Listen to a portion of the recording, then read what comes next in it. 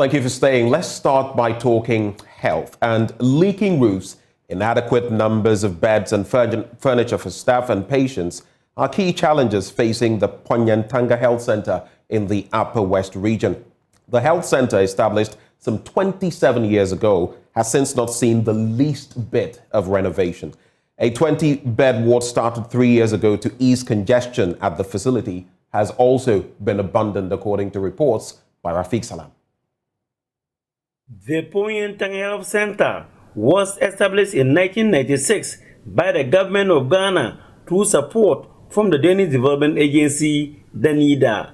At the time of its establishment, it was the only health facility attending to the health needs of residents in Ponyantanga, Ga, Nyole, Taningna, and all communities surrounding it, and all located in the eastern corridor of the district, which was then under the Ward District. The health center is now 27 years old and has now been elevated to the status of a sub-district with 7 functional chiefs compound under it. It has a population of 8,813 people with 1 physician assistant, 36 nurses, 1 auxiliary staff, and 3 casual workers. The cruel reality, however, is that since the establishment of the health center, it has not seen an inch of renovation, thereby serving as a disincentive for both the clients and the staff. The workers, however, are undeterred in their pursuit of getting quality health care for the people. Emmanuel Potena is a physician assistant and in charge of the Ponyantanga Health Center. Ponyantanga Health Center was selected as a model facility in the district, which is a plus to us. Also, at our end of year review for 2022, Ponyantanga Health Center was awarded the 3rd position with a citation, tabletop fridge, and some stationaries due to our quality of care and best performances. The debate was held on the theme community engagement and participation, the key to improve health status of the people. It brought together all key stakeholders in the sub-district, including minority Fulani settler groups, to deliberate on key issues affecting the delivery of quality health service at the Ponyantanga Health Center. We have been able to form the Fulani community into the health sector integration. We have a Fulani rep in the sub-district health management committee. We have formed Fulani volunteers. We have them on board. We have formed Fulani mother-to-mother support group, and we have opened a Fulani mother-to-mother support group account for them, which is one of the first of its kind in the region, if not of the country. Emmanuel Potena, however, laid bare some challenges they are facing despite the successes struck. The facility, as you see, if you take a look at it, the ceiling, the zincs and the ceilings are leaking. And now we are going to the rainy season. Only God will see us through. The facility, if you look around, you can see a vehicle that is parked under the mercy of the sun. Whilst we are having challenges with transportation, how to move our clients, especially when we have a pregnant woman to transport to the regional hospital, is always a challenge. And it's parked under the mercy of the sun. The nature of our beds for our patients, both pregnant women and the general patients, is not in good condition, and it is an chairs to sit whilst we are taking care of our patients is a challenge. Even the patients don't have sitting places, and the few ones that we have, they are in bad state. The assembly member for Ponyantanga electoral area, Ahmad Kuri Hamid, is deeply worried about the construction of a 20-bed ward to ease the congestion at the health center, but whose construction has stalled. He appeals for help for its completion. But it's almost 3 years today and nothing has been done. If you enter inside of it, part of it is collapsing, and I don't know. So as we see, some of the patients are using it as a toilet room, and others are using it as what? Urinal pit. And it is also a hard out for thieves and criminals. So I'm therefore appealing to the public or any benevolent authority that can help complete this place for us. Reporting for JoyNews, Rafik Salam, Poyentanga. Let's talk economics now. And a partner at Ishmael Yamson and Associates, Michael Yamson, has chastised government for not having a game plan for the IMF and World Bank spring meetings in Washington, D.C. in the United States. He says government's inadequate preparation for the IMF to conclude a program is problematic. Now, Mr. Yamson is cautioning government not to destroy household incomes in the name of securing an IMF program at all costs.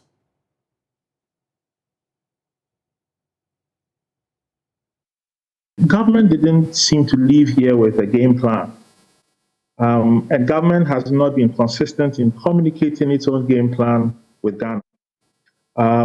We are hearing government respond a lot to what the external partners are asking, are demanding, are suggesting, are offering. Ghana itself does not have a game plan. That, for me, is very obvious. Otherwise, there shouldn't even have been a hint of going back to pensioners, independent bondholders. Because remember, these so-called savings that are being asked of Ghana to demand from domestic bondholders, they are actually household incomes. So if Washington and the externals care so much about Ghanaian citizens and Ghanaian households and living standards, then the question becomes, how do you ask the government to come back and destroy household incomes in the name of debt restructuring? I think that there is a lack of understanding about what all this means for the average person on the street. We have left and gone to Washington without any political consensus about what it is that we are going to do about the fact that this government is unable to generate enough tax revenue. Ghana has an informal sector that's about twice as large as the formal sector. We are deepening the tax burden on the formal sector. The informal sector doesn't shoulder its fair share.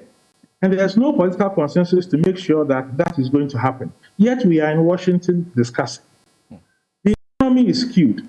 We are hopelessly tied into trade that we cannot finance. We haven't had a consensus on that. Yet we are in Washington speaking. People are beginning to starve in this country. One of your previous speakers talked about 65% of people in Ghana not being able to have adequate access to food security. And then we are in Washington talking about savings as if it's some technical thing. It's a very real thing. It's about people's incomes.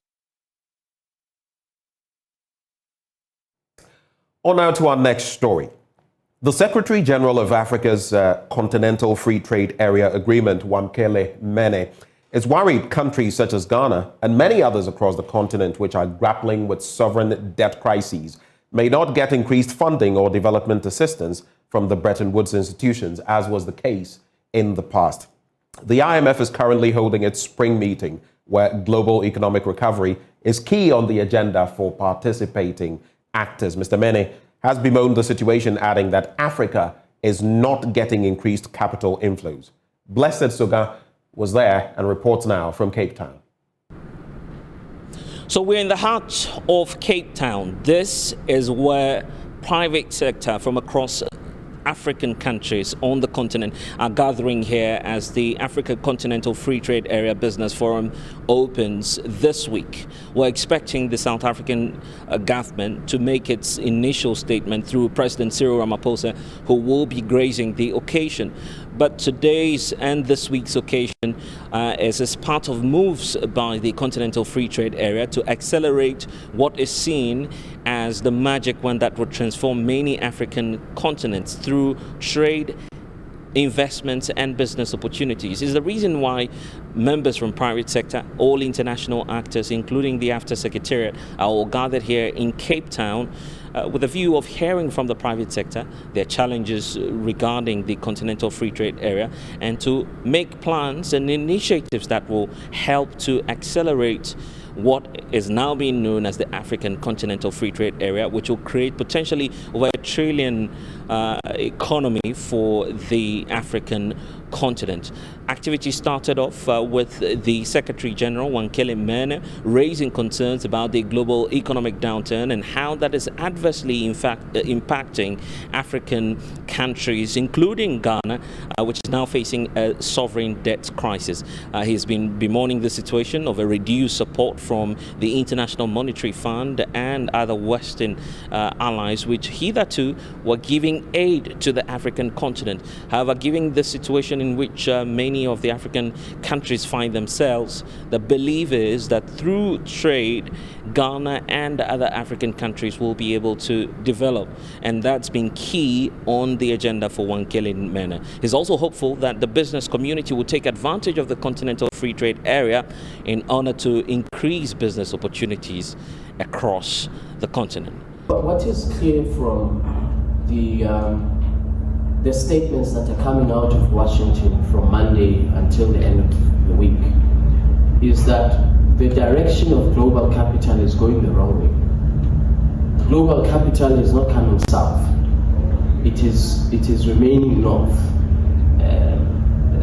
The sovereign debt crisis that we're experiencing in Africa, it's clear from what the statements that have come out that the posture is not to be sympathetic to the sovereign debt crisis in Africa. So the question then is, what do we do? In the short term, it would be good to have access to finance, but as I've just said, it's looking increasingly unlikely. In fact, what we are hearing is that the orientation for providing finance must move from development finance and fighting poverty to climate change. That's what we are hearing very, very clearly, that if you focus on climate change, all your problems will be solved. And you will not have any problems. So my own personal opinion is that we're not going to see increased volumes of support, development support, coming from the institutions whose mandate it is. Then the question is, what do you do as the African continent to build resilience, to make sure that when the next crisis hits, that you have the capacity to deal with that crisis. So intra-Africa trade is the best tool that we have at resilience. Intra-Africa trade is what is within our reach as Africans to mitigate the risk of reduced support. Well, from trade, let's head to court now. And some lawyers are debunking the myth that always telling the truth in court will guarantee you victory. They contend that the ability to prove with undeniable evidence and facts is what may tip you for a win in court. Speaking on the law program, lawyers Musa Ahmed and Daniel Krang said cases had to be backed with well-meaning facts and a well-trained lawyer to assist you. When you go to court with your case, there are three fundamental things that you need to concern yourself with. And these are, number one, the facts of the case. Facts of the case. Number two, your evidence. And number three, the law that is applicable to your case. So a party doesn't just go to court to tell the court that this is the truth. We have to understand that there is nothing like truth before a case is gone into. When a judge sits to determine a case, the judge does not know the truth before the judge will go into the matter. And the truth that we concern ourselves with in court is a conclusion that we draw from your facts and your evidence. So when you have your facts and your evidence, and we marry them together, we decide whether they are credible conclusions that we can draw. And so when we say truth in court, we mean the establishment of credible, believable facts. The Ministry of Fisheries and Aquaculture Development has announced the closed fishing season for both artisanal and industrial trawl fleets. The ministry says canoe and inshore fishermen are to observe the closed season for the month of July, while the industrial trawlers will observe the closed season for 2 months, July and August. Sector Minister Mavis Hawakumson implored the fisherfolk to disregard politicians who are going round promising to cancel the closed season should they win power. Closed season is one of the fisheries management plans rooted in Ghana's fisheries laws aimed at recovering the fishery stocks. According to the ministry, adequate preparations have been done to ensure that the implementation process becomes a success. Deputy Minister of Fisheries Moses Enim read a ministry statement announcing the closed season. I know that fishers are now relieved that the premise fuel distribution has resumed since March 2023 to curb the issues of middlemen, hoarding, and among other issues. I will be commissioning 20 of the completed premix automated outlets in different locations in the country. It is anticipated that by the end of the year, majority of the sites will have been completed and dispensing fuel. We have all discussed and agreed again today that any closed season gains will not be realized if we all do not collectively combat IUU fishing activities. I want to thank our gallant fishers and development partners for our continuous support in implementing the closed season and our stock recovery efforts. I am certain that if we continue for some time, we will reverse the dwindling trend of our fish stock. It is on this note that I hereby officially announce the 2023 closed season. Canoe and inshore fishers will observe the closed season from 1st to 31st July 2023. Industrial trawlers will also observe the closed season from 1st July to 31st August 2023. Minister for Fisheries and Aquaculture Development, Mavis Hawakumson, was upbeat that should the fishing industry stick to the closed season, the fishers themselves will reap the benefits of such an intervention. She warned the fishers to disregard the utterances of politicians who are going round to promise a cancellation of the fisheries management measure should they win power. Point of correction, not responding to. I didn't respond. I was only advising to the fishers that they should be mindful of we, the politicians, that we always use them.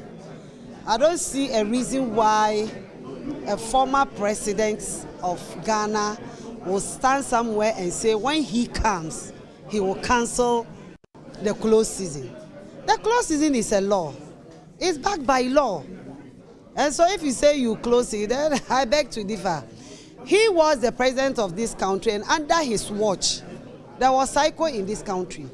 And we have all cried on this cycle issue that the trawlers are killing our artisanal fishers. So if you want to stop the cycle, then first of all, you have to also stop the artisanals also from doing their illegal activities. Then you can stop the industrial people. I mean, I wasn't responding to him. I was only trying to advise them and also let them know they are rather benefiting from this closed season more than any other person. Government does not enjoy in spending so much in observing this closed season. When we tell you the amount that is involved, you will realize that, well, it's not necessary for now. When the need comes, I'll let you know. The ministry revealed government was engaging Ghana's neighbors to entreat them to partake in the closed season to ensure some maximum gains when seasons closes and opens. According to the ministry's report on last year's close season, there was an improvement in the stock of fish after the season, and the fisher folk were generally excited at the developments. Reporting for Joy News from Accra, Richard Kwejenyako. That's a wrap for the news, but stay with us for the news review as we're joined by Joyce Bawa Mokhtari. We'll be right back. Well, thank you for staying with us. Time now for us to get into the newspapers. But right before we do, Endpoint Homeopathic Clinic making it possible for us to bring you this news review segment. And they're offering free prostate screening, free female fertility screening as well to all of us. And here is where we can locate them so we can tap into this. Here in Accra, Spintex opposite the Shell signboard in Kumasi, Kronumabwe here behind the Angel Educational Complex. There's Takrady Anaji State, there's Tema Community 22, Techiman Hansua, and Esiama Inzama. You can also reach them on these numbers to make a booking, 0244 867 068 or 0274 234 321. Endpoint Homeopathic Clinic, the end to chronic disease. But only the beginning of the news review, and we're joined by Joyce Bawa Mokhtari. If you didn't know her already, well, she is a lawyer, and she also is spokesperson for former President John Dramani Mahama. I call her Auntie Joyce. It's been quite a while. How have you been? Very well, thank you. A very good morning to you. Long time no see. I think you would have to unmute.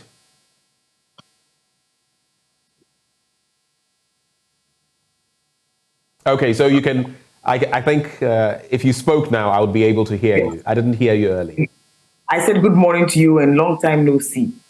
Right. Thank you so much for joining us this morning. It's pretty early. We're grateful that you've taken the time to do this. A lot is happening in our country, and usually when I have guests like this, join us on the news review, I'd like to find out from them what they feel about developments across the country. I know you're affiliated to a party that is in opposition, but when you look at our country, maybe putting down your political lenses and just focusing on being a Ghanaian, what do you see from our economy to sports to health to education? I mean, we're just talking about the Ghana Senior High School in Tamale, where some students have used toilet facilities or washrooms as cubicles. Now, the Ghana Education Service has intervened. We hear there's going to be a second round of domestic debt exchange, that program, and this time pension funds are going to be involved as well. I mean, the dynamics are myriad, but from where you sit, what do you think about Ghana when you think of Ghana now? Well, thank you very much. I'm sure that like everybody else, I would honestly have hoped that things would actually be a lot better. I'm sure that many Ghanaians, irrespective of where you stand, who actually went out there to, campaign for and demand for a change in government, for example, are probably also very, very disappointed. I think that all the newspaper headlines this morning paint a very dark picture, not just for myself and for you, but for everybody else out there. For parents who have to find money to pay school fees, for example, for their wards. For parents whose children are in some of these schools that we all have been talking about. For parents whose children have nothing else to, eat and drink, but the school feeding dishes that are provided in their schools. And of course, for the schools that have so many children now, that there's very little that they can do to support them because they don't have adequate infrastructure. The facilities are probably bursting at their seams. And sometimes it is very difficult for you to blame the authorities in these schools. What can they do? When you look at that letter that has come, literally asking the headmasters to stand aside, where is the due process? What is the procedure that has gone on even before being asked to actually stand aside? And of course, what went into that news story about the children even using those facilities? Because when you look closely, yes, you see a little corner somewhere, but I'm not too sure that we've even undertaken adequately investigations into this matter. Look at where our economy is. Well, they were saying, Madam Mokhtari, they were saying, look, this was the same headmaster and the senior housemaster at Post, so we're going to investigate the matter and they will step aside. Now, post the investigations, they would have to enforce whatever has been proposed. Do you think that is wrong? I honestly think it's a bit too harsh. Okay. I think it also serves more or less as a way of gagging head teachers and teachers in some of these institutions. Do you feel they're being victimized? Oh, I believe that. If I were a teacher, for example, I mean, my mother has been a teacher for well over 50 years, and I saw such a letter. In future, I would never speak to a journalist, speak to an investigator. I'll probably not even complain at all. And I will endeavor to ensure that no student even makes a mistake to take photographs of anything. And look, this is exactly what we are all talking about. And when you look at the U.S. Human Rights Report, the Afrobarometer, all of these findings actually speak to matters of this kind. And this is not the first time that a matter of this kind has come up. You remember some time back when a teacher complained about the quality of food in the school. Something similar occurred when a teacher complained about the numbers they were receiving and that they didn't have the infrastructure even to accept all these children who were being transferred to these schools. Something similar happened.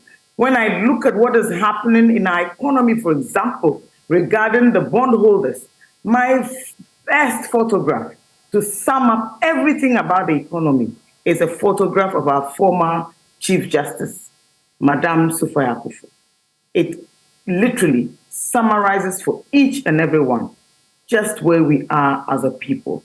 I recall a video about the finance minister appearing before the IMF board, and it might sound like a very light thing to say, but for an hour and a half, I didn't hear the Honorable Colonel Furiata make any reference to any biblical quotations or anything for that matter.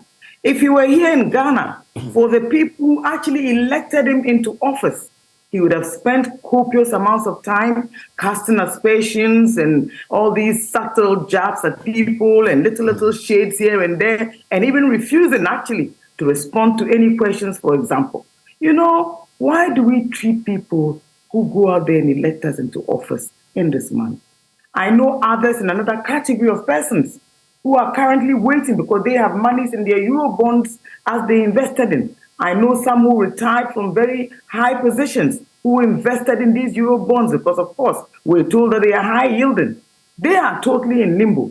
They speak to their relationship bankers and their relationship officers in the banks, and certainly they don't get any news at all. Nobody says anything to them. Right. You know, I think that one of the biggest challenges in terms of how our economy has been managed so far is the lack of absolute transparency. We just have the authorities come out and tell us exactly what they think is going on, what they expect to happen, what they want to anticipate. And look at the headline this morning. For us to be told that very soon we'll be securing an IMF deal and that Ghana has received a lot of attention and mention for coming out of its economic recovery or succeeding in its economic recovery. I mean, seriously? Have you gone out there to see how ordinary Ghanaian families are coping? Food prices, since we heard about a sharp decline in inflation, have you heard that food prices have gone down? It took a huge pushback for the markup on petroleum products to be withdrawn and to be reversed. You know, look, it is not that I am speaking because I'm a politician. I'm sure you and I also had concerns when the NDC was in office a few years ago. I'm sure there were many people within the NDC who even went out there to vote against their own political party.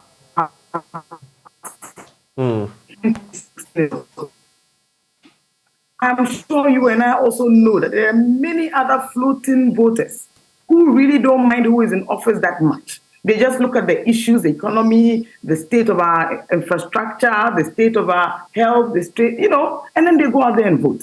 Look at our health ministry, for example, coming out with a notice about what days you can use the lift and when you can't. Look at the matters with the Electricity Corporation of Ghana, for example. I mean, think about it. Where really do you want to find hope?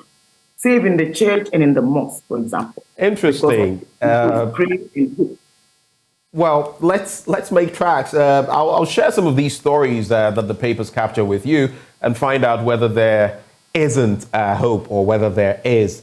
But let's start with the Daily Graphic newspaper, and thanks for those initial thoughts that you've shared with us, Madam Joyce.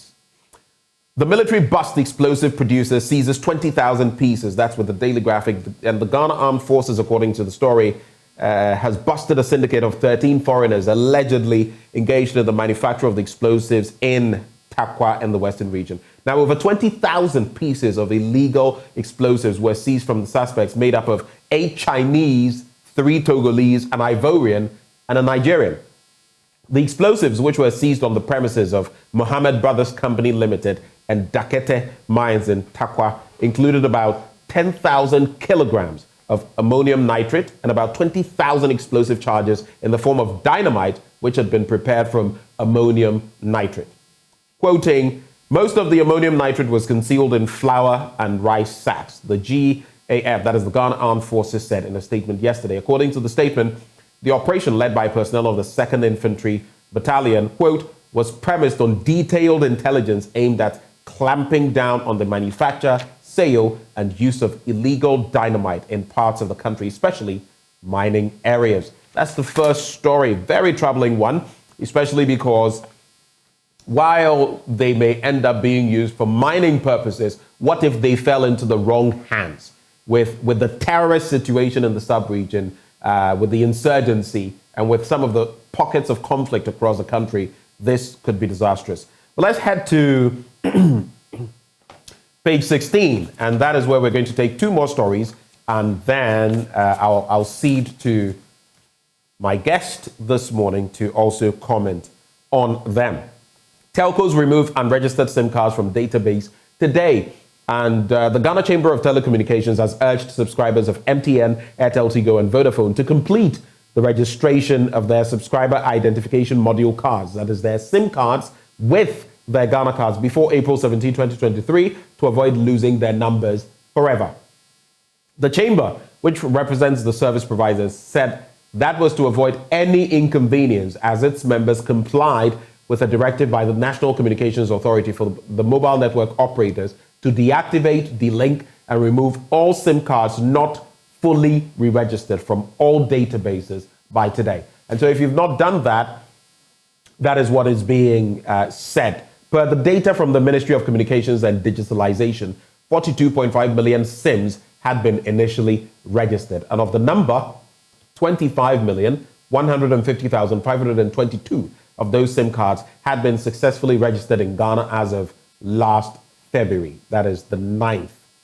And finally, manage diabetes as epidemic. That's according to an expert. I only bring this in because of the health situation in the country currently. You hear of so many people, even young people, that's the fear. I don't know whether it's how we're eating, what we're doing, the fact that a lot of people are not working out and all of that, but it's becoming prevalent, and you know the cost of sometimes these ailments. Now, a diabetes treatment expert, Dr. Yakoba Atiase, has said diabetes has reached epidemic levels in the country, and so it should be managed as such. She is the head of the Diabetes Center at the Kolebu Teaching Hospital, and she explained that from being a rare disease 50 years ago, diabetes is now everywhere in the country, adding that half the patients on admission at hospitals were being diagnosed with diabetes, though they were on admission for different ailments.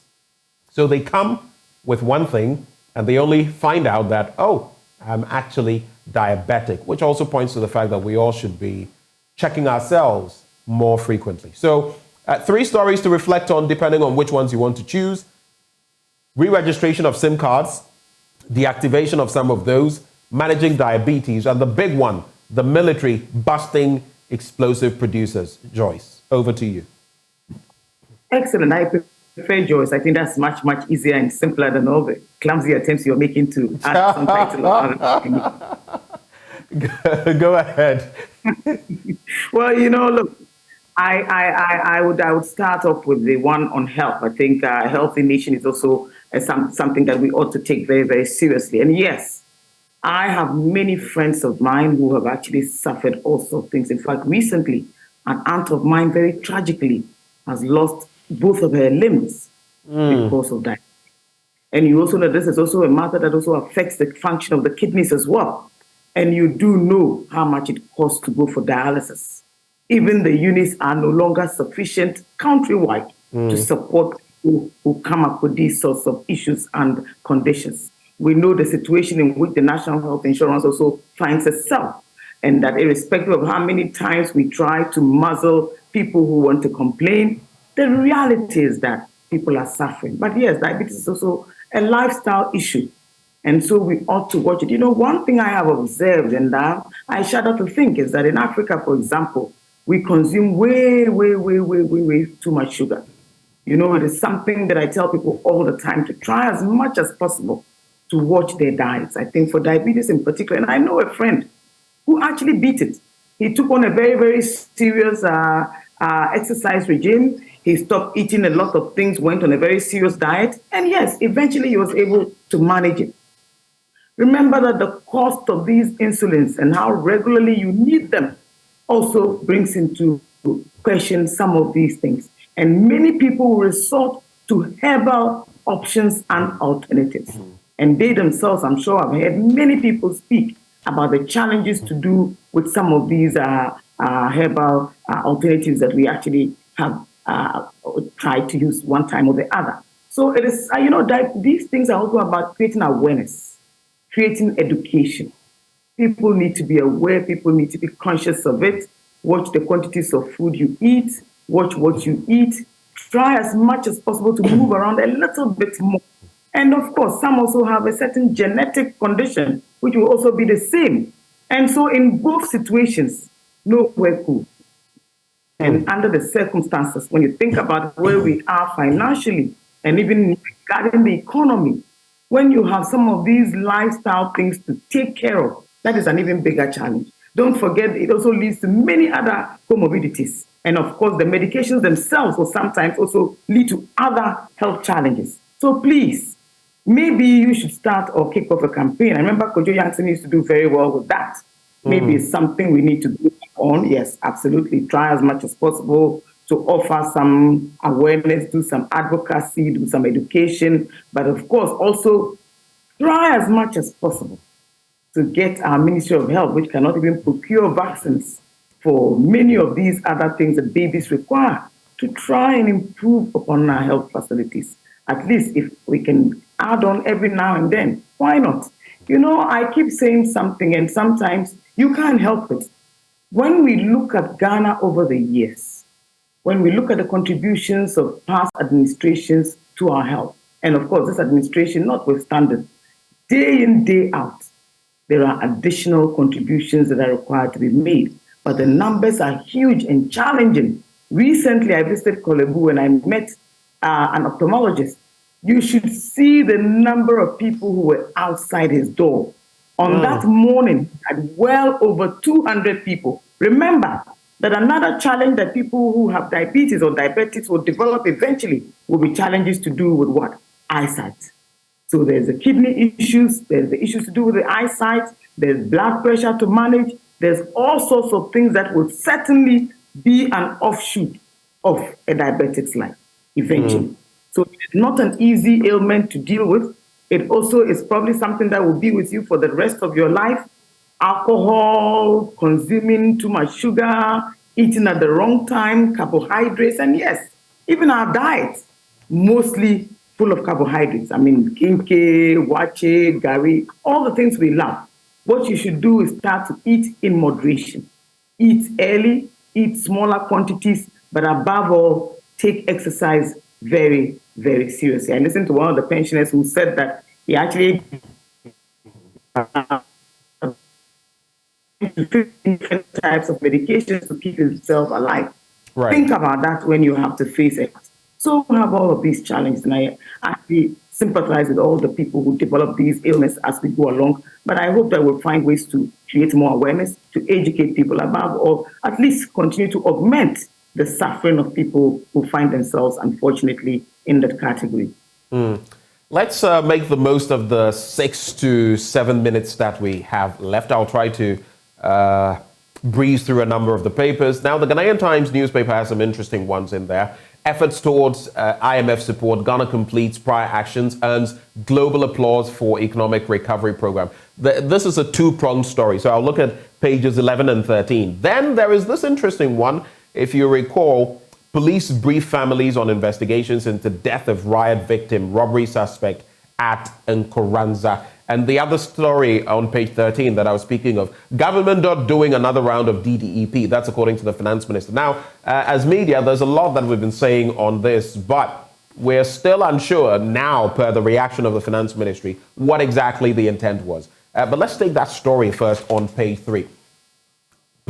A police delegation on last Friday met with the families of Victor Wusu. I don't know whether you recall him, Joyce, who died in a rioting incident in Nkoranza, and a deceased robbery suspect, Albert Donko, to update them on police investigations into the two incidents that occurred on April the 25th, 2022, that led to the death of the two persons. A police source told the Ghanaian Times that the delegation first met the family of Albert Donko and briefed them on investigations conducted into the incident that occurred at 12:35 a.m. on April 25th, 2022 at Nkoranza, leading to the death of Donko.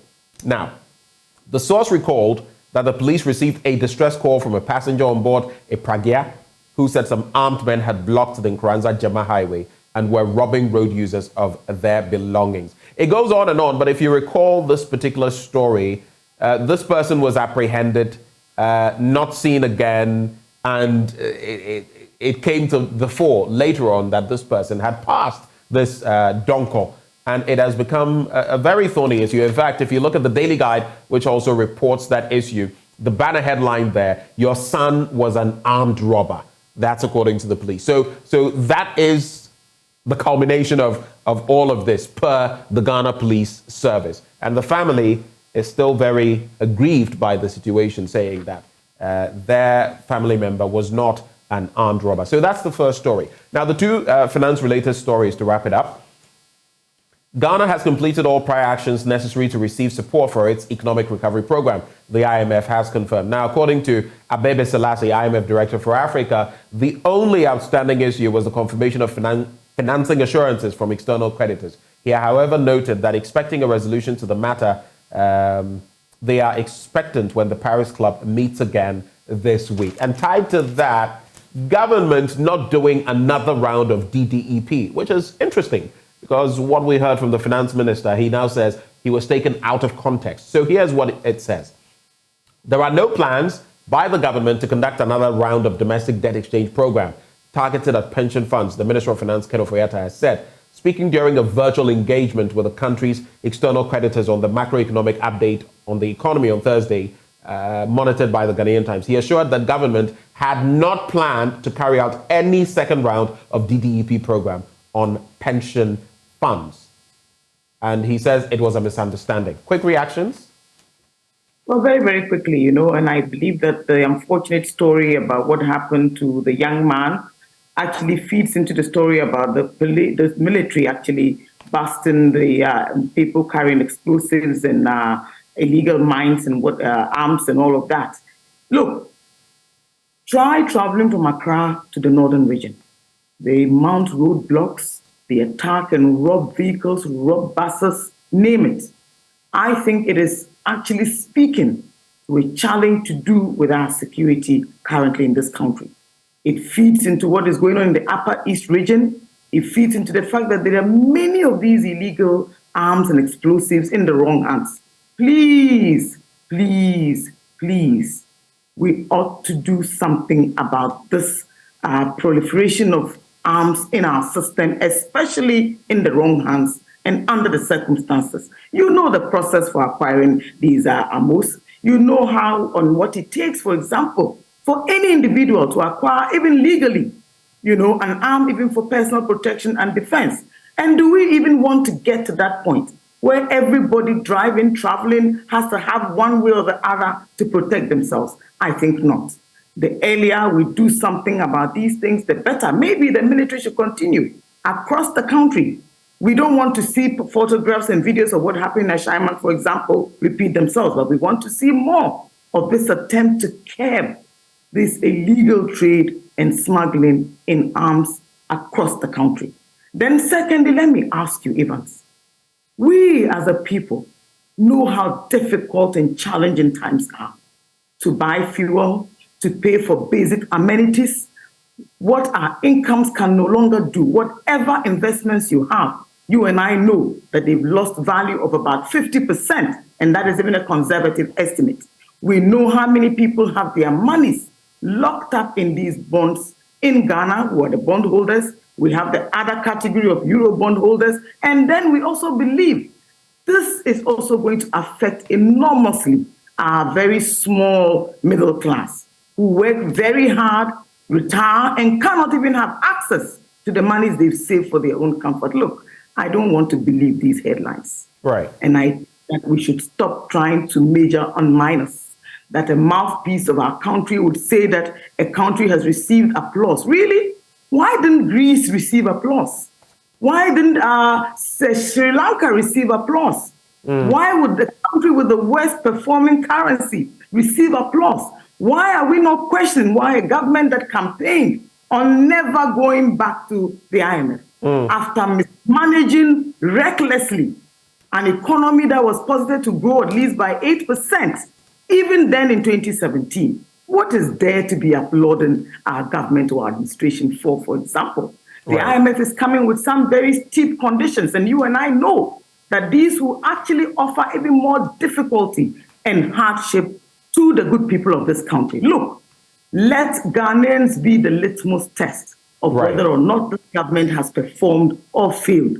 I think that on a scorecard, government presently has performed abysmally. The inconsistencies, the contradictions, genuinely, few of the Ghanaians who require an upliftment don't read these headlines. These are headlines just to create a certain impression. I think that we've gone for way too long with this kind of hype. Let's stop it and look at the figures even more closely. And I think that there are more critical things that we experience and suffer beyond other people or global people clapping for a government that literally wasted our resources and now need them to come back. I think that is not right. That is unacceptable. But yes, my heartfelt condolences and sympathies to all these people who have actually had to lose a family member because of these issues. You know, look, I am a parent too. These things can be very, very difficult. I don't want to comment too much on the content of the story or the headline because I really don't have the details. I don't know what he was doing as an individual, whether indeed he was an armed robber or not. You know, these are matters. Well, one thing we know for sure is that the family protested this vehemently. They have kept up the protest and all of that. I mean, think about it. You know, when you appear at someone's doorstep and this is the news you're bringing them, I mean, you know our society. That's not very easy for any parent or family, for example, to accept. I mean, this will be a lot on the family's name for many years to come. Maybe he has an immediate family, his own children. You know, these are very complicated matters. And I think that maybe in future, the police can handle them better. Maybe they should proffer some evidence, show them reasons why they believe that. You know, sometimes even when you offer them a report, they'll probably have recourse to their own lawyers to actually vet these things. They'll speak to people who know him. You know, look, sometimes even families can form part of the community investigations for our police. And they do that sometimes. They go to the families themselves. Try and find out more about the individual. Joyce, unfortunately, our time has run out. I just want to give you these headlines for maybe a 30-second reflection as we leave. The final newspaper says it is possible for NPP to win election 2024 with Dr. Bawumia. That's Dr. John Kuma saying that. And he has called Dr. Mahamudu Bawumia an inspirational leader who is capable of turning around the fortunes of the country amidst the current economic challenges. Then we also know in the Western region, the NDC has suspended officers for hooting at your member of parliament there. I found that story interesting. I just wanted to briefly take your thoughts. One, Kofi Ako Noko, who was in the Evalu Ajomoro Jura constituency. And that is what happened, the hooting incident. And any quick reactions on these two right before we wrap? Very quickly. You know, look, I think that it ought to stop, that all political parties must actually ensure some level of discipline, especially for our members and the grassroots in particular. And, you know, these things have a tendency to incite and inflame also reactions that we don't expect. And, you know, running up into the election 2024, there are very, very serious security issues already, and we ought not to add on with all of these other issues. And I have no doubt in my mind that our party executive is well poised to ensure that there is Okay. discipline and that they control the party. But of course, going on to the other subject matter, look, it is something that I think we ought to put in proper context. Please, Dr. Mahmoud Bawumia was part of the system that has failed abysmally to perform. I believe that Dr. Mahmoud Bawumia has nothing to offer, but he can speak for himself. Dr. Kuma is the same person who told us Ghana was never going to go back to the IMF. Please, I think that we've heard enough of these accolades. The same people he was singing for and preaching for who are suffering, the hardship is still here. The nurses are all leaving our country. The brain drain has worsened under his time in office. Please, I don't want us to reduce it to a very partisan conversation this morning. I'm sure the good people of Ghana do know that Dr. Bawumia has no credibility, that his integrity has been called into question so many times, that his capacity even to run this country, even in the capacity of a chairman of the economic management team, has been brought into serious question. And that the fact that the economy that he actually promised to deliver us from has completely failed under his watch leaves very little room for hope or any expectations that he will do anything better than what Joyce Bawa Mokhtari is spokesperson for former President John Dramani Mahama. She's a lawyer as well, and she joined us for this review. Thank you so much, Joyce. Thank you, sir. Thank you very much. And thanks for not allowing me to drive all the way to your station. I appreciate it. Thank you. I knew that would be a hassle. Thank you so much. And that is how we wrap the news review. This segment has been brought to us all by Endpoint Homeopathic Clinic, and they are offering free prostate screening, free female fertility screening as well. You can locate them in Accra Spintex opposite the Shell signboard in Kumasi, Kronoma, Buehia, behind the Angel Educational Complex, Takrade Anaji State Tema Community 22, Techiman Hanswa at Siama in Zima. If you'd like to call them, the numbers are 0244 867 068 or 0274 234 321. Endpoint Homeopathic Clinic, the end to chronic disease. This still is the AM show. My name is Benjamin Akakpo. Thank you for staying with us on this network. Now, we kick off the conversation. Our first big story is going to focus on the economy, the IMF deal, the Bretton Woods institutions, where we are not, but also, are we going to have a second round of a domestic debt exchange program? Now, a few days ago, we heard from Finance Minister Ken Ofori-Atta, and that was what we gleaned from the situation. However, there has been a sharp rebuttal from that same ministry. We'll be giving you the breakdown of everything that has transpired between then and now. In fact, according to the Finance Ministry, there has been some misunderstanding. But what was said versus what has been related to you, was there a disconnect? We get into those issues as we host our guests. So joining us, first of all, Michael Yamson. He is a partner, Ishmael Yamson and Associates. He joins the conversation. A very good morning to you, Mike. Good morning to you and to all the listeners. Great. I heard you speak over the weekend, and that's where I'm going to situate the conversation from. You were talking about the fact that as far as the spring meeting of the IMF is concerned, we don't seem to have a game plan, and that we're missing out. You say that is problematic, and you're cautioning government on a number of matters. But let's start with this game plan, even before we get into the main thrust of the matter. Why is it, effectively, that you feel we don't have a game plan for a country that is seeking a bailout, for a country that has gone to the IMF, for a country that has completed the staff level agreement, for a country which is now claiming it has fulfilled all the requirements, of course, apart from the bit to do with external creditors? It is interesting that you say we go to the platform without a game plan. How do you substantiate this claim? Very simply, and I will say this. The issue is not simply about debt. This government has still, in the 2023 budget proposals, planned to increase spending on certain line items in the budget that in the grand scheme of what is happening now begs belief. But the most critical item for any economic management team is the growth of the economy. And the growth of this economy is founded on small businesses and medium-sized businesses. Our plan going into the IMF discussion, I don't see anywhere, and on Saturday, I had that short discussion with Ladi. There is nowhere a plan for the growth of small businesses and medium-sized businesses.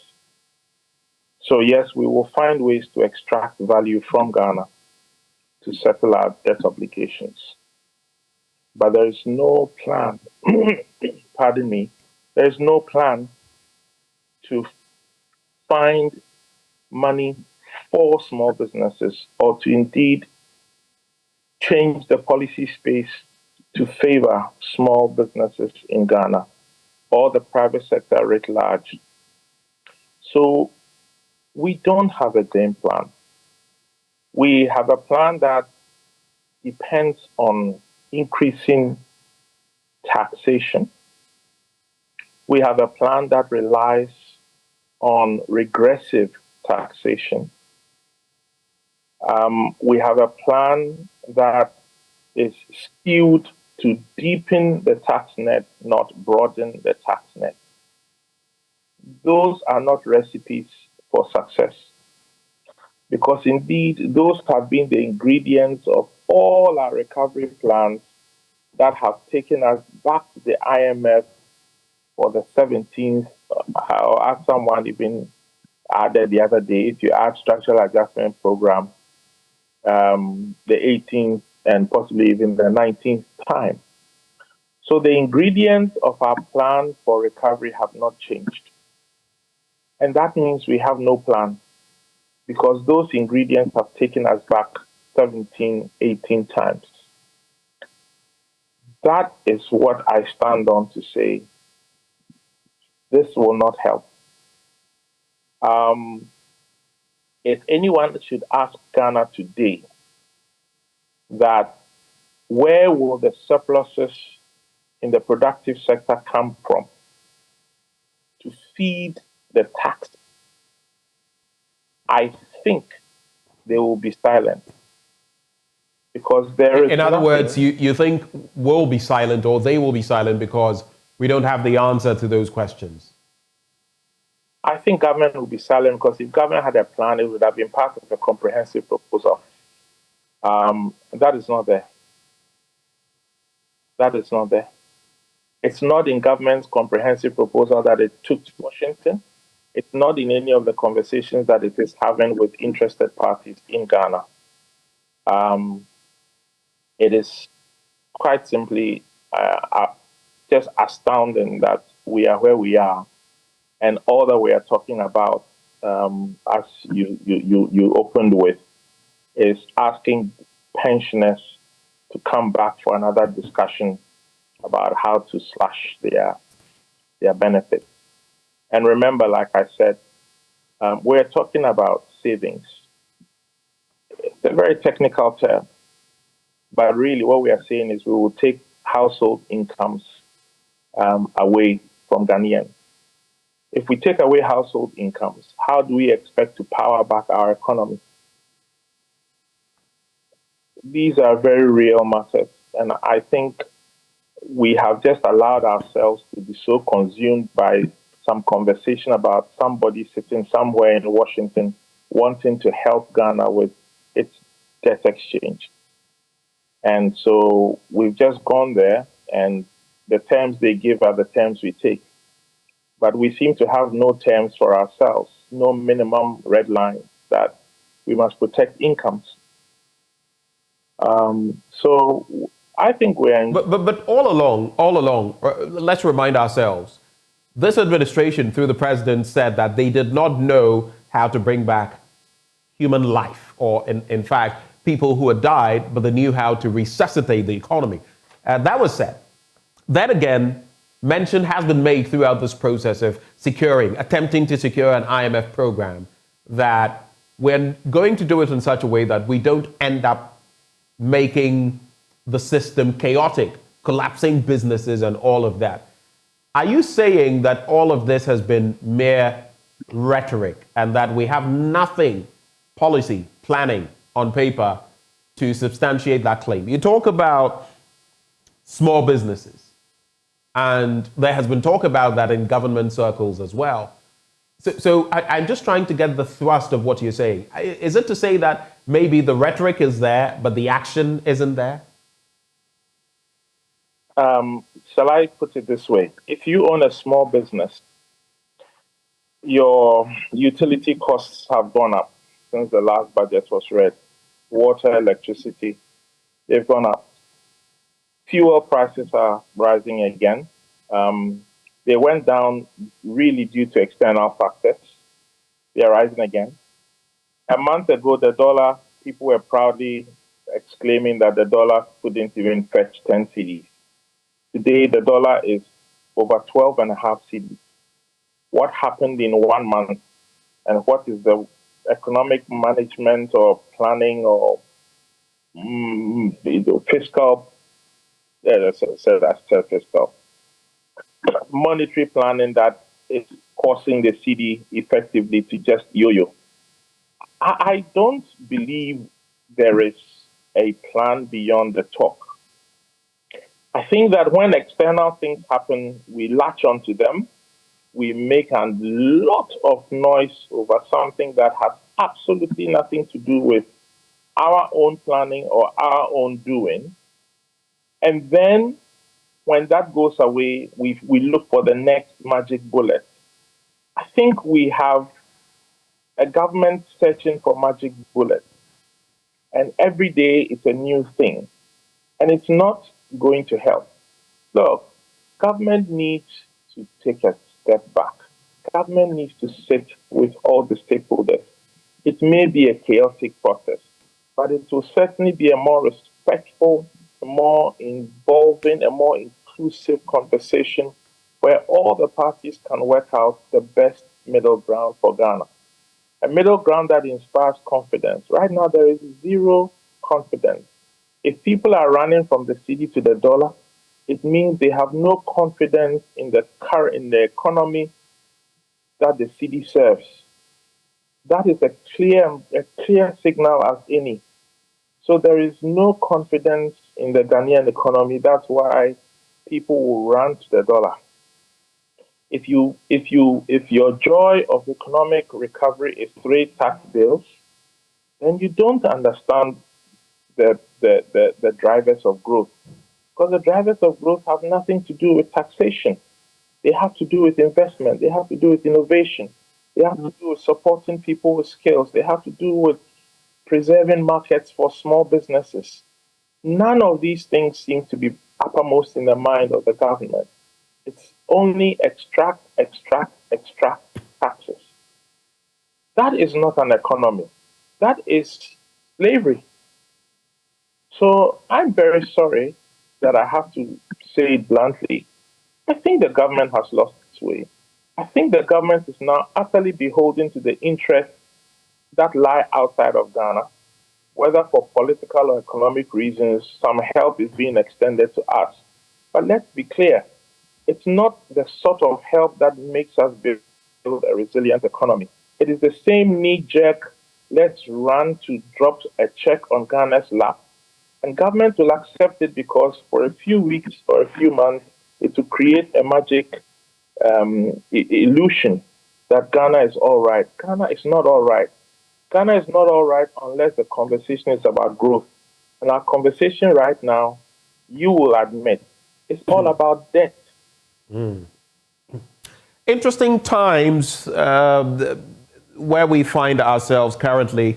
You say government has lost its way in managing the situation. In other words, as far as those businesses are concerned, small businesses who by and large hold the economy are concerned, we're not doing right by them. You've spoken about taxes and the rest, which also makes me think that you agree with Sir Dr. Sam Jonah, who said that we had to give a human face to this entire domestic debt exchange program, the IMF, facilitating the process locally to ensure that we don't cause the economy to crumble. But I would ask you this.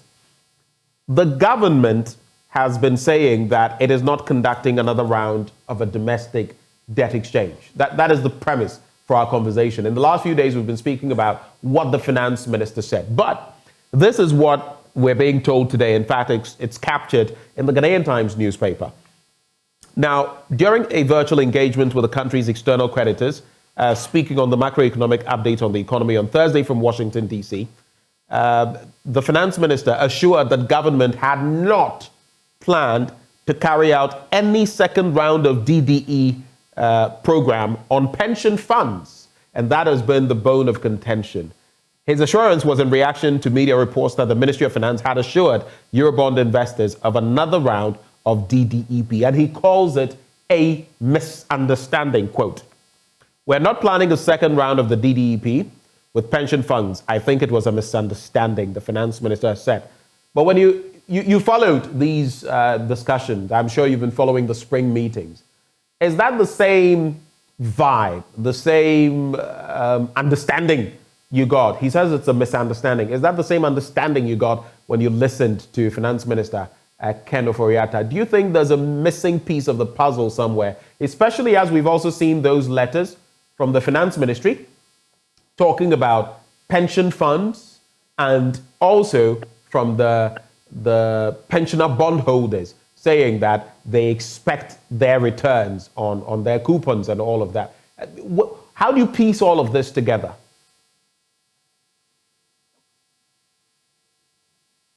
Well, let me put it this way. Clarity is lost because if the government was very clear, again, about what it intended to do, this miscommunication was never going to happen. Somebody raised a conversation somewhere about pension bondholders after a policy decision had been made a few weeks, or shall I say a couple of months ago, that pension bondholders will be excluded. So why did pension bondholders come up again? This is a matter that domestically we have discussed, concluded, and sealed. There was no need. And it is this same issue of not having a clear game plan that I refer to. A matter that is closed should not come up and warrant a flurry of letters rejecting a purported statement, a purported understanding, another one saying I need to clarify, and a whole host of unhelpful exchanges going on. That's government's fault, because it is government that calls the meetings. It is currently government that made promises domestically that it cannot keep, and ends up breaking and rescheduling payment date upon payment date upon payment date. At the same time, it is continuing to spend, unhinged on other things that, if you ask any reasonable person now, we should really rather have been seeking to bring under control. And so I would candidly say that politics is still driving the economics. But the right way around is that very clear economics must drive the politics. But unfortunately, pride, prejudice, arrogance, incompetence, I don't know what word to give to it now, because it seems that we are dead set on a certain course. We know that this course leads to uncontrollable costs and obligations that we cannot finance, and yet we will not pull the brakes. The other is about focusing on what you do well, actually doing it well, doing it with political consensus, doing it with broad consensus amongst all the key economic players. That part, which is called growth, we have abandoned. And we are allowing it to happen, in a very I don't care-ish manner. If it happens, it happens. But our focus right now, getting to preserve certain programs, many of which are just driven by politics, not driven by any clear economic logic. There's such a thing as cutting your losses. When you run an economy, you have to understand when to cut your losses. We seem wedded to our losses, and we think other people will keep coming to pay because we are a golden boy or a showcase. I tell you, they also have their priorities. The 3 billion is not the most expensive bailout in the world. It has taken this long because there is no confidence in our plan. Wait, you're saying, I know that there are countries that have sought over $40 billion. I get that. But you're saying that even for the pittance we're getting, the 3 billion, it's taken so long because we've not got things right. That's what you're saying. That's the bottom line. Look, it's taking so long because no one has trust in what we are saying. Everybody is trying to help us to put a credible picture up so that they can say, okay, you are good enough for help.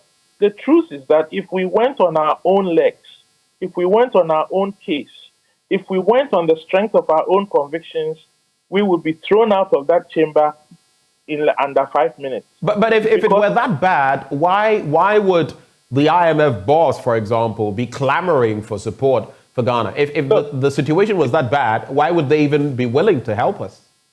Ghana is their showcase. Ghana is their showcase, and they don't want Ghana to fail. That is the bottom line. We are living on the simple fact that they made Ghana their showcase, and they don't want Ghana to fail. Other than that, I tell you, any responsible economist looking at Ghana today, looking at Ghana's government's plan, they will laugh you out of the room. They will laugh you out of the room. So let's be frank. We are simply lucky that the West and the IMF cares. But it is not because of anything we are doing right. Because they knew our debt position 10 years ago, 5 years ago, and today. They knew. They watched us mess up, and they want to help us. But they are not helping us because we are worthy of help. They are helping us because they don't want their own institutions to suffer a credibility. So they will help us. But we have to also then be alive to the fact that we cannot keep living on the good graces of other people forever. 20 years ago, Indonesia was nowhere. They are now the 5th largest economy in the world. India was nowhere. They are now the 4th largest economy in the world. When you put your mind to it, a country is able to do great things. Unfortunately, we put our minds to the politics and we forget the economics. We put our mind to the short term, we forget the long term. We put our mind on spending, we forget about growth. We cannot go on like this. Whether whoever is in government, I think that we must hold what growth, what we ability.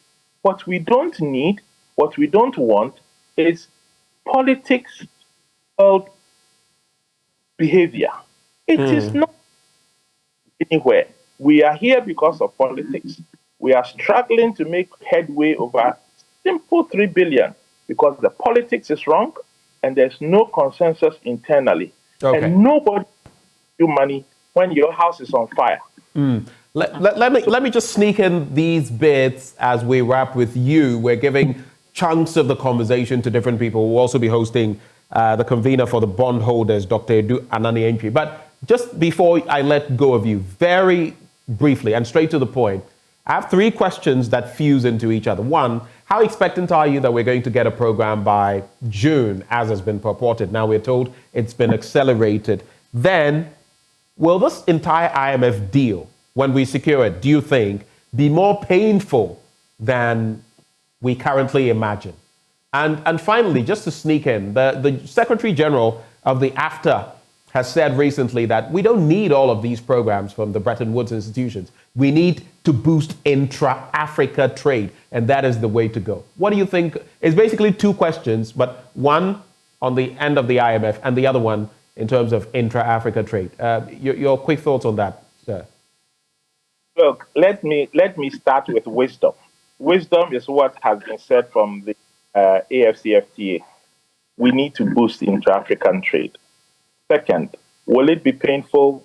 I bet you it's going to be more painful. Will it happen in June? Some may hope it happens in June. Me personally, if you ask me, I wish it never happens. Because the answers are here. Government sat with independent bondholders and agreed 83.5 billion of savings from corruption, known corruption, waste, revenue leakages, and loopholes. We have abandoned working on that and being concrete about the progress on that. And we are chasing 30 or 31 billion in Washington. What is wrong with us? Why are we so desperate and so willing to put aside what we can do for ourselves and go and place ourselves at the mercy of others? It just blows my mind. So let's give credit to AFTA. That's wisdom spoken. Boost our own trade.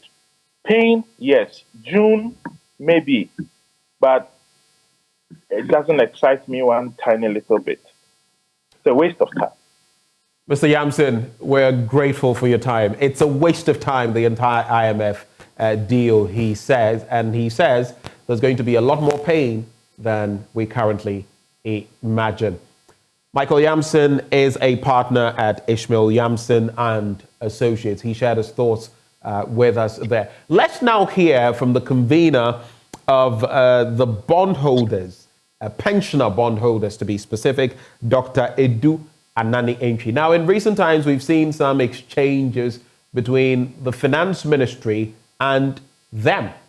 They have come out to categorically call out the finance ministry per a release from there dated a few days ago, I believe the 14th or so, which speaks about the fact that some agreement had been arrived at for the 28th day of April. They countered that, but they say they're going to wait for their funds, and if by the 28th they do not get the receipts on their coupons, they are going to start picketing again at the Ministry of Finance. We're joined by Dr. Edu Anani-Antwi. A very good morning to you, sir. Good morning. How are you? I'm very well. Even before we get into the pensioner bondholder situation, the IMF deal seems to encapsulate all of what we're experiencing. From what you followed so far, what do you make of progress towards securing an IMF deal, and how optimistic are you? Well, I think that we are making progress, but rather slowly. And it's because of the way we started this whole DDEP. If the consultation and negotiations has started earlier, we would have gone past where we are now. That's my comment. Now, there has been talk about your group picketing, and we shall talk about whether there's going to be a second round of DDP or not, because the finance ministry says there's been some sort of misunderstanding. But in terms of your coupons, the payments that are outstanding, in recent times, there was a communique from the Ministry of Finance. Then you came out with a rebuttal. Just tell us what exactly has been happening. We know that the period for payment on these coupons has elapsed. I mean, it's been pushed back time and again. But what is the latest development, and where does the misunderstanding really lie? Well, thank you. I think everybody knows the delays that we have to stay with, as it were. Things have delayed. We have been writing letters to government. We have been making press releases about the delays. And then when government, initially because of the problems, reconciliation of figures in the depository, we all understood that let's give government some time. So after the program has ended, 21st was the settlement day. After settlement day, the dictates of the market is that just after settlement, you should be able to pay people that has not tendered in, because now you have known them. That didn't happen on the 21st, 22nd, 27th. We went to the ministry. They issued a statement that they will start paying on the 13th. On the 13th, the payment didn't come. We issued a statement again on the 14th complaining about the delay. The ministry came out to say they will pay, but we're going to pay only two, the 6th and the 13th February one. And then the rest will be announced later. We didn't hear anything, kept on complaining. Then the ministry came to say that we're now going to pay that were due on the 20th of February. The 20th of February one was only in respect of the coupons. One was a coupon payment, and one was the other one was coupon plus the principal that has matured. They announced that they will pay only the coupons, and then they will come again and tell us where they will do the rest. We waited. By 30th, we haven't heard anything. So we wrote a letter to the ministry and said, we don't like what is happening, and the ministry must work to put an end to these delays. And then we gave the ministry up to 21st of March, of April. April, right. So all the arrears, both principals and coupons. And that if we don't receive those payments by 21st, we would resume our picketing. We didn't hear anything from the government, from the ministry, response to the 30th letter. Meanwhile, the 30th letter, we have copied the Speaker of Parliament. We didn't hear anything until Friday, just this past Friday, last Friday, that we got messages that we should attend a meeting at short notice. However, we endeavor to attend. Two of us, myself and another lady of the group, we joined the meeting by Zoom. At the meeting, I believe what the government wanted to do, or what the ministry wanted to do, was to just get this joint committee, which was set up some time ago, technical committee, to meet and be given 4 weeks to plan, agree on a pathway towards the payment of these arrears. They will say, no, this is not a time for a committee to meet and agree on any pathway. You are the debtor.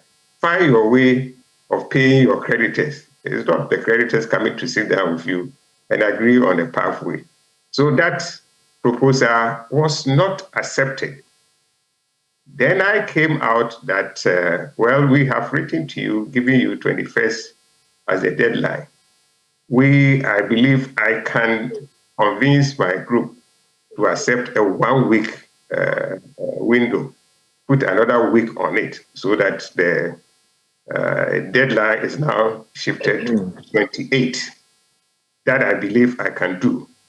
But I even told the meeting that they should wait. The minister, which was the deputy minister chairing, should wait for me to just do a consultation with the forum.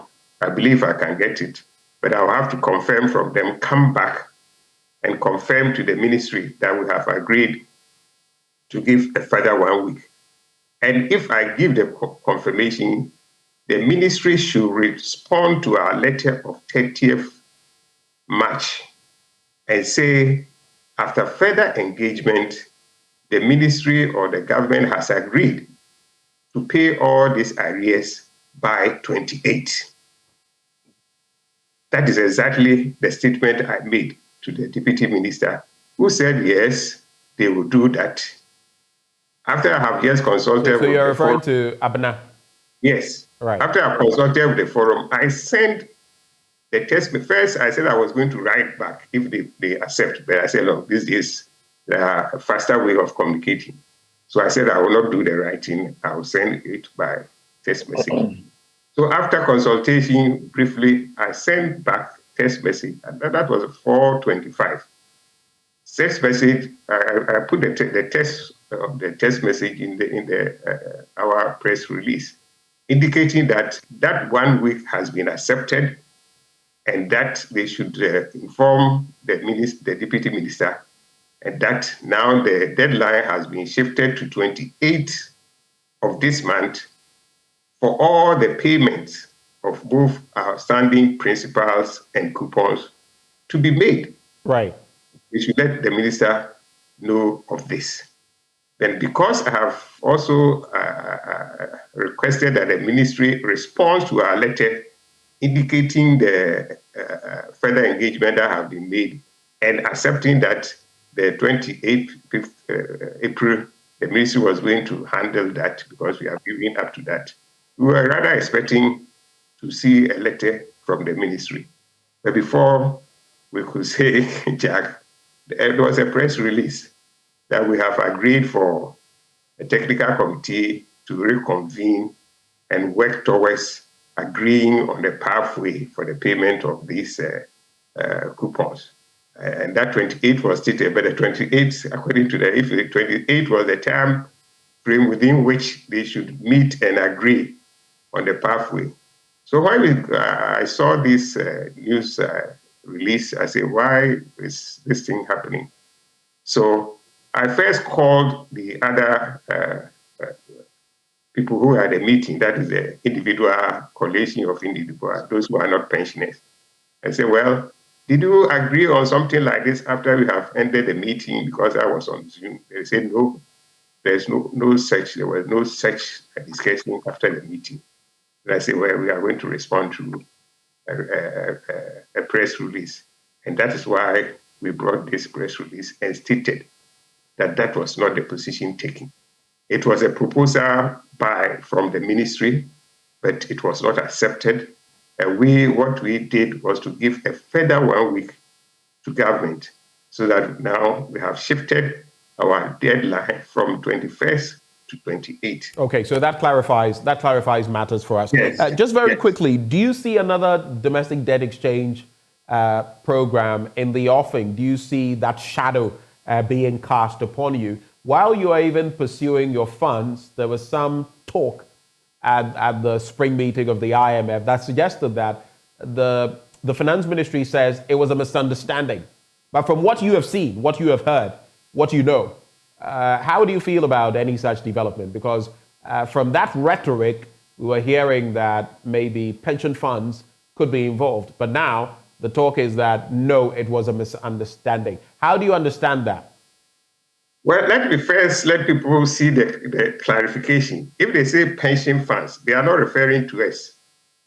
Pension funds are the funds that are yet to be paid to people who will be coming on pensions, that are being invested on the behalf of these people who are yet to retire. Dr. Eduentry, I do realize that you are bondholders and that these are pension funds, but you are a pensioner as well. I'm just asking that question in the general sense. But I'm saying that the news is related to the pension funds, not pensioner bondholders. The pension funds are separate. That's a separate thing. The funds that are still being managed by pension fund administrators, fund management, they were exempted.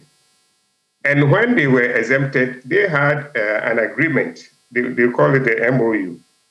And the MOU, if you look at the MOU, the second point of their agreement was that, and I have it here, that the government of Ghana and organized labor shall, however, work together to explore mutually beneficial options within the debt sustainability level, and to also promote macroeconomic stability and economic recovery in the spirit of social partnership. So I believe it is this clause, this understanding that the government had with the pension funds, which were represented by the organized labor, that they will continue to cooperate and find some beneficial options within the debt sustainability limits. So I believe this is what the ministry is using to now tell them that when we agree that we may have to do certain things within these debt sustainability levels. So this is what I'm coming out with for us to discuss and accept and go for it. So that is for the pension funds, not pensioner bondholders. Well, thank you very much. Any add-ons as far as securing your funds are or is concerned? Any maybe rhetoric? Yes, we have today. We have this morning received an invitation letter from the ministry to come for a meeting at 1 o'clock to discuss. So another one on short notice. Another meeting at 1 o'clock. And Right. I believe it is to resolve, maybe for them to say, well, what we conveyed was not the right issue that should have, or the right statement that was made. I believe they will take the opportunity to do that. And we will see what they are going to come out with in terms of how they are going to handle the payments of this that we have given. So for now, you're still sticking to your 28th April deadline? Yes. Okay. All right. Dr. Anani Antwi, we're grateful that you took the time to join us this morning for this conversation, and we wish you the very best. Dr. Edu Anani Antwi is convener for the pensioner bondholders. He joined us there for a conversation. Let's now bring in Professor Lord Mensah. He is with the University of Ghana Business School, a senior lecturer. Thank you, Prof, for making the time to join us this morning. Yeah, good morning. And if you can hear me loud. I can hear you loud and clear. And thank you for the patience hanging in the wings. Now, quite a lot to talk about from this purported involvement of pension funds. And I think Dr. Edu Anani Antwi tried to create the separation between the two.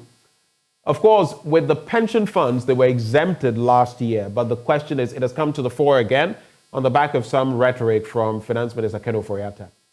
He has stated that it was a misunderstanding. Is it even possible, Prof, for them to be roped in the future?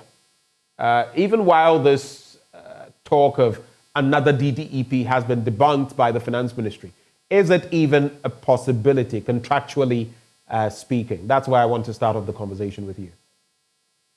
Yeah, yes, once again, good morning to our viewers. But then let me put it out there that every bond or every, financial agreement has terms. And in times of difficulty, the terms are normally compromised. But, it shouldn't be compromised from one end. If you look at what is happening now, it's an offer that the government is trying to place on the table.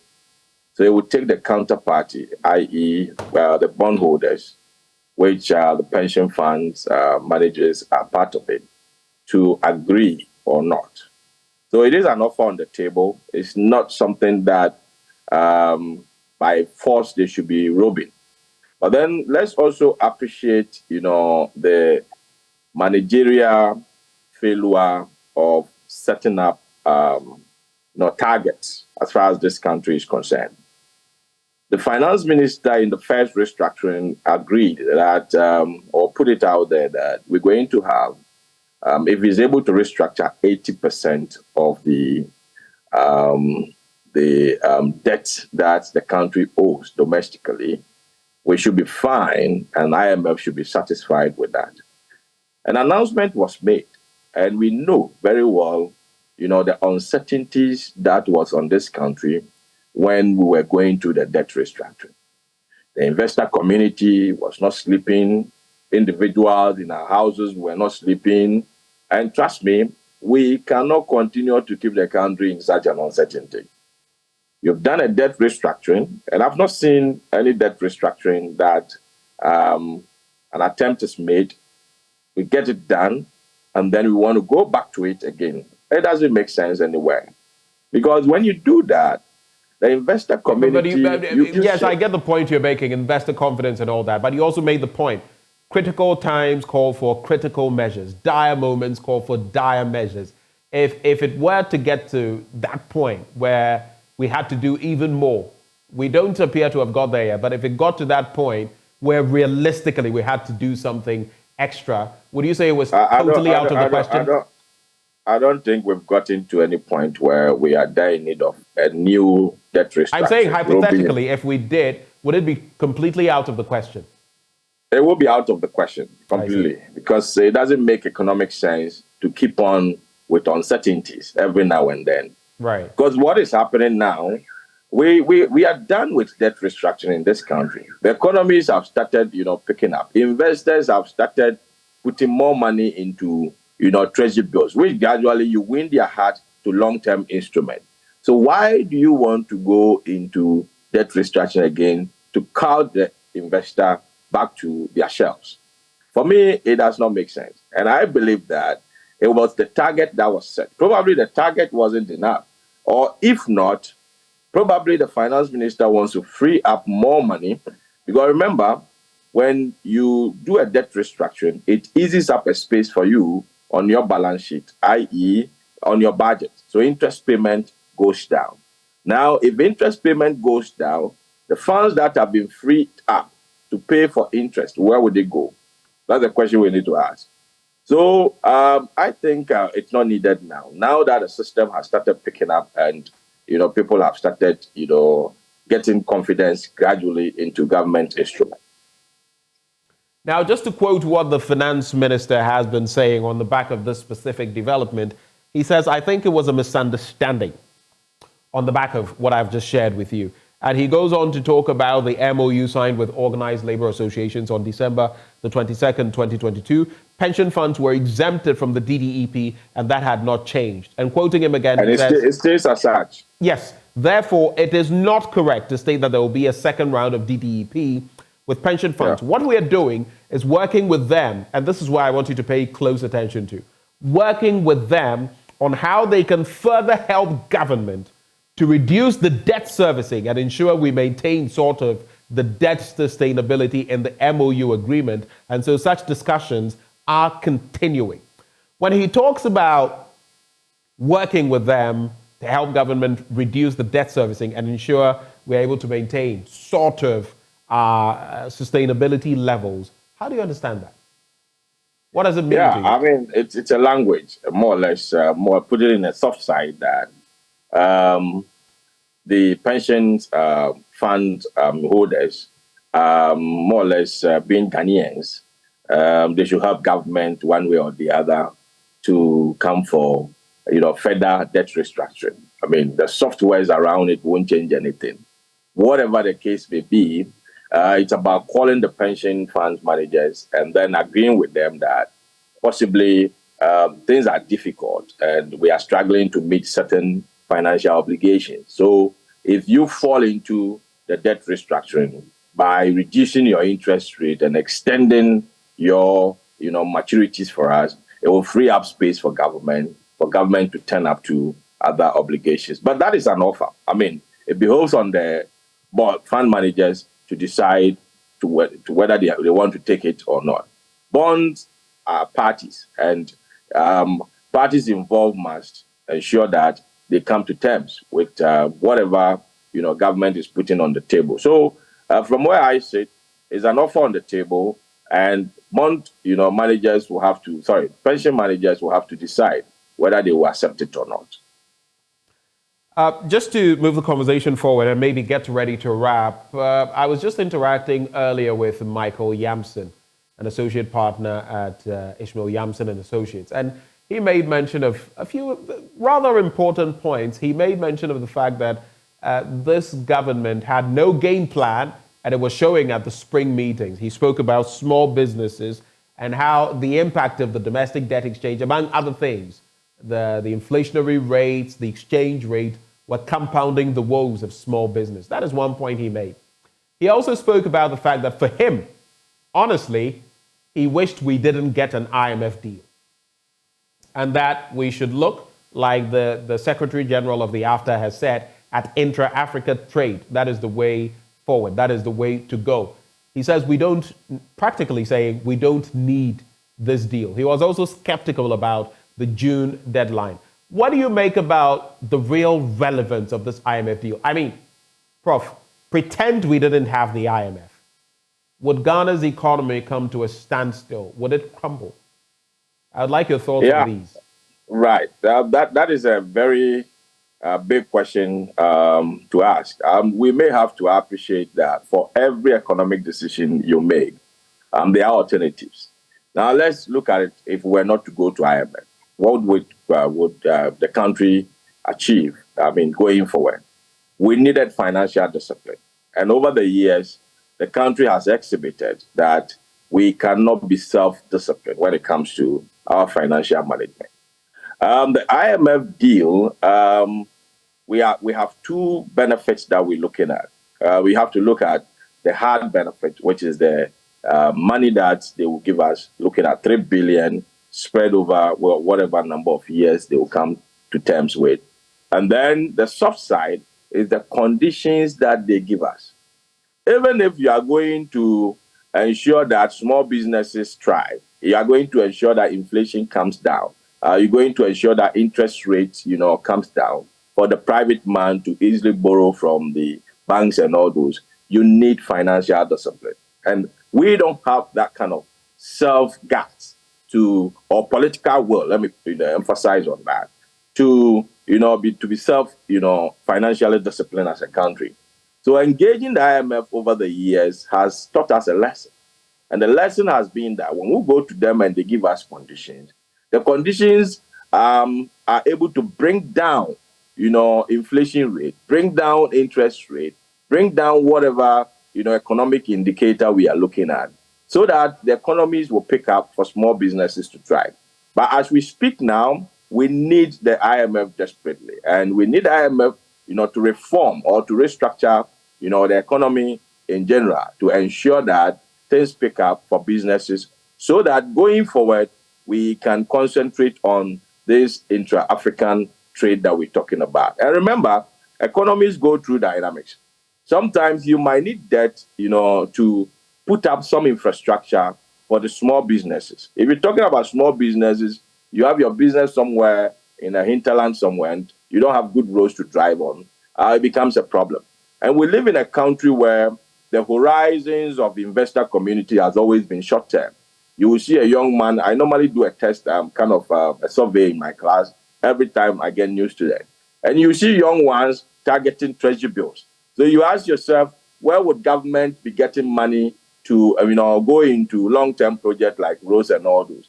Those will come with long-term debt. And you can only get long-term debt, externally. And so for that one, we had no choice about that than to look elsewhere for the long-term financing. But, like I always say, we've missed the opportunity of borrowing to grow our economy. Ghana, let me put it that way. Because we borrowed to a point where we got to know that the borrowing was not building up into revenue generation. The borrowing was not matching up with the infrastructure that is required by escalating population growth that we have. So we should have halted the borrowing and then do a stock count of where the investment has been.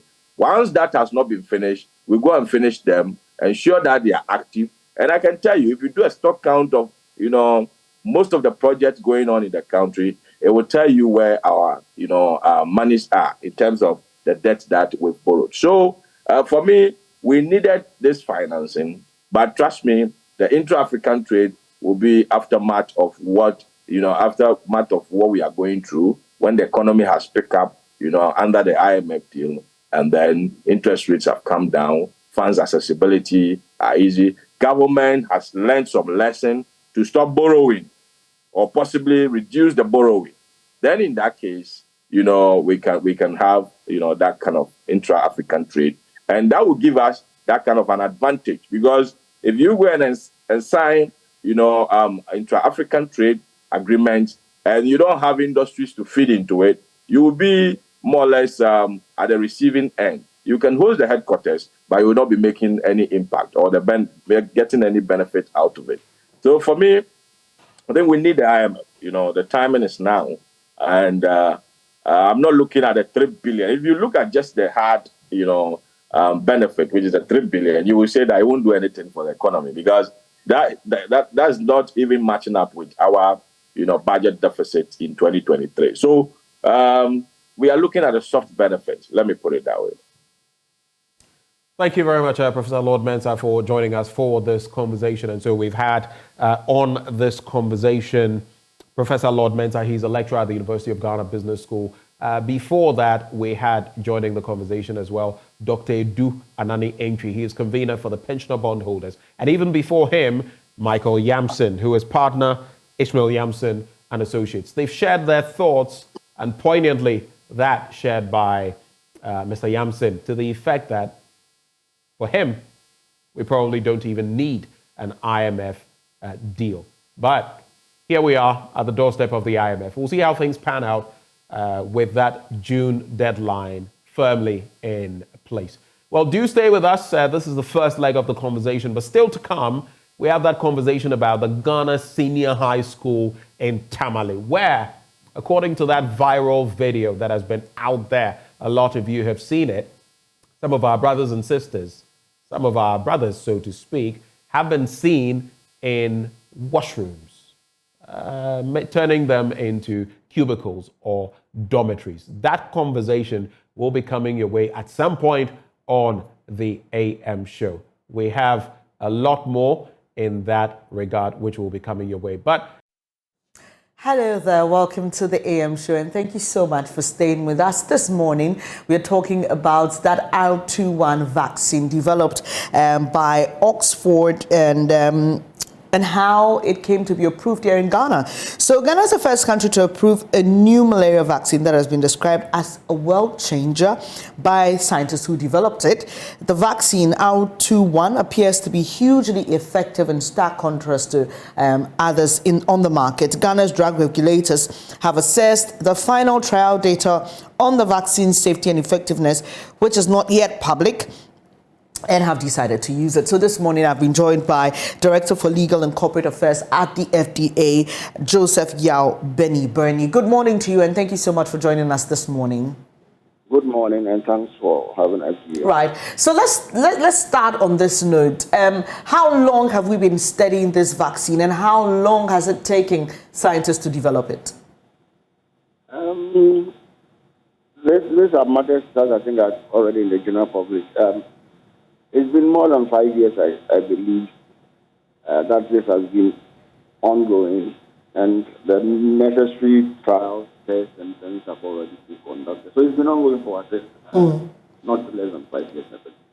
And this is important because of the kind of apathy people have towards vaccines, especially since COVID-19, and concerns about the time that it took for the vaccine to be developed and whether people were comfortable or not with the efficacy of the drug, i.e. side effects. So tell us what you've been discovering in your study of the vaccine's effectiveness. The data and information provided to us as regulators enable FDA approve this vaccine indicate to us that the safety profile, the efficacy, the quality met all the international required standards for us to go ahead. We have the application, we have the data. It was I'm sorry, Mr. Benny. It's quite difficult hearing you. Can you please speak up a bit? Hello, can you hear me now? Yes, much better. It's okay. Okay, I'm saying that the information available to the FDA, the application that was submitted to FDA for the registration of the vaccine, indicates to us the safety profile, the quality, and the efficacy all match the required standards internationally for us to go ahead with it. So, in terms of safety, the profile is good, okay, match the required standards. In terms of the efficacy, and in terms of the quality, we were satisfied with what information was available to us. So the process the document was eventually evaluated, and we came to the conclusion that at the time that we were given the approval, it was well enough for us to go ahead with the approval. So how will this vaccine be administered eventually? We know that there was some time ago, there were some pilots in different parts of the country for a certain malaria vaccine. I don't know if it is the same one. Is it the same one? Not sure. I'm sure you're talking about the RTS. No, that's not it. But this vaccine has been has gone through all the trials to found for it to be approved, and therefore it is not going through any. We don't need to be piloting it again here in Ghana. It's been done, and it's been given approval, final approval that it can be used. So it's not going to go through those processes again. So, Mr. Benny, I mean, where have these trials been conducted? In 5 countries: Kenya, Mali, Burkina Faso, UK, all the 6 countries. 5 countries in all. 4 in Africa, 1.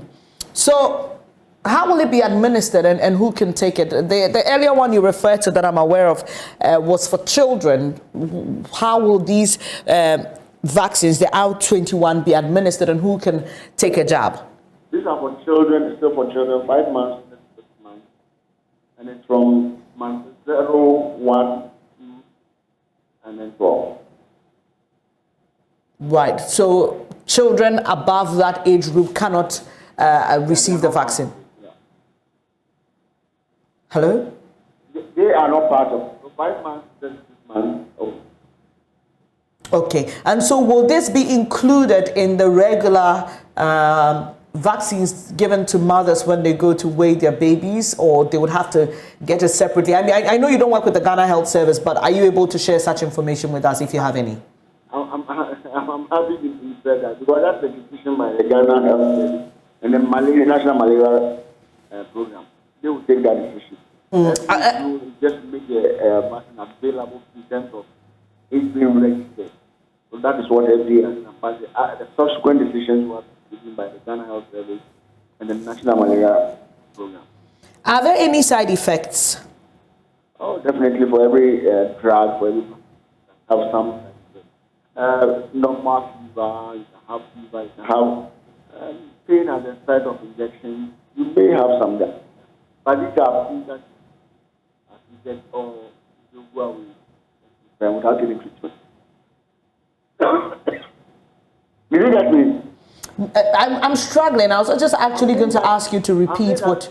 Just any other drug or any vaccine, you may have some side effects. You may have fever, you may have pain at the site of injection, you may have some swelling, you may have some diarrhea, but these things go without any treatment. And the reports we're receiving is Ghana is the first to approve the use of this vaccine. You mentioned other countries where the trials were conducted. I'm just wondering, I didn't hear Ghana, so why does it appear that we are the fastest to get this approved even though we're not included in the trials?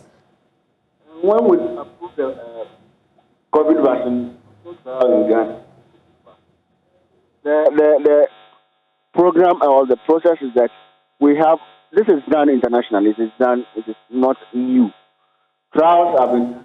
The only requirement is that the people who were involved in this trial are people that have of African descent or the Caucasian race. And once we have the data confirming that we can, in any country within Africa could have registered the vaccine. So there's no stranger. It's done internationally. It's done. And it's not the first time it's been done. And does this give long-lasting immunity against malaria? That's why we... No, it doesn't. Sorry, I didn't get your response. I think it comes with everlasting protection against malaria. What was the question? I was asking, what is the duration of the immunity one receives when they get the vaccine? I think it's about 6 years. I'm not telling about cross-check with. I'm not talking about, but it is not forever. But you have a protection. I need to go. All right. So if I get you clearly, there's still further studies ongoing, but this doesn't offer long-lasting immunity. There is no further. The phase 3, as you all know, is ongoing. But the results of that will not change any, because the decision that has been taken, the information that was to arrive at this decision, have been consistent throughout. And doesn't appear that anything will change. So what is currently going on will not change anything. Thank you you for your time here. Joseph Yao, sorry. Were you saying something, Mr. Benny? Assuming there's any change in the information, FDA has money to review this decision. Sorry, Mr. Benny, your line is quite terrible. It's difficult to hear you. I'm literally straining. But because this is very vital information for the public, I'm trying to see if we could stay on a little longer to fix that line. If you can just repeat what you said, hopefully we can hear you clearer. I'm saying that currently the strict out but whatever thought may come out of that are not likely to be the decision because it's consistent. The results are consistent up and down. Sorry, Mr. Benny. Too bad. We may have to end it here. I'm really sorry about this. But basically, what we've been told is that this is for 5 to 6 months old, according to Mr. Bernie, who works for the FDA. We're also learning that this is the first malaria vaccine that meets the World Health Organization's goal of a malaria vaccine with at least 75% efficacy. So this has been approved by Ghana's FDA, and we are the first country to do so. And that's why I posed that question to Mr. Bernie about countries that participated in the trial version and why they don't seem to have approved it yet. Who didn't, and his response was that we were not part of the trials for COVID yet. We approved the COVID vaccines. I was hoping to engage him more, but the lines won't permit us. Really bad lines this morning. But I know you may have something to share with us, but you can do that much later when we engage you during an interactive segment. Just now, we're just going to zoom into our next conversation about the headmaster and housemaster of Glasgow, who have been asked to step aside while some investigations begin about the truth or otherwise of a certain video that we have seen in the public domain, which claims that students of the school have to sleep in old toilet facilities. The GES is unhappy about the situation because there was some information given to the GES about the capacity of the school. We are told about 1,700 thereabout was what was given, and 1,400 students were posted to the school. And so, according to GES, there shouldn't be a need, for this seeming struggle for a place for the students to lay their heads. Well, Stephen Anti joins me this morning for more. Dr. Stephen Anti, I beg your pardon. Dr. Peter Anti. Sorry about that. Stephen Anti is on my mind this morning. Executive Director, Institute for Education Studies. Thank you so much for joining us. And I'm sure you've been following keenly the rather disturbing videos that we've seen and the response of the GES. What are your quick thoughts? Thank you very much, and good morning to your viewers. I've been following the story. For us, some of these things are not news to us because every now and then we receive information about inadequate infrastructure in our secondary schools and the challenge that the increasing enrollment, which is a good thing, has brought to our secondary education sector. So it was not news to us. What is a little bit surprising is the way that this issue is being handled. What exactly is your concern about how it's being handled? Well, we think that this is a small part of a bigger problem that is facing our secondary education. And we were thinking that although it's good that the needed measures needs to be taken in terms of the approach that might have been adopted by the school authorities. We think that the GES should use the same energy to address the teaching challenges that is facing the various secondary schools in the country. We don't believe that this is an isolated case. We believe that this is part of a bigger problem that we have been talking about for a long period now.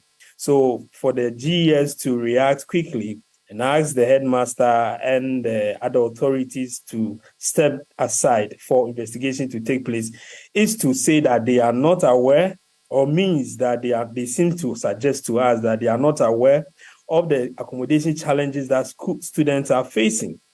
And that for me is surprising, because this is not anything new. Maybe what is intriguing is the fact that the figures given by the school authorities seems to not to add up to the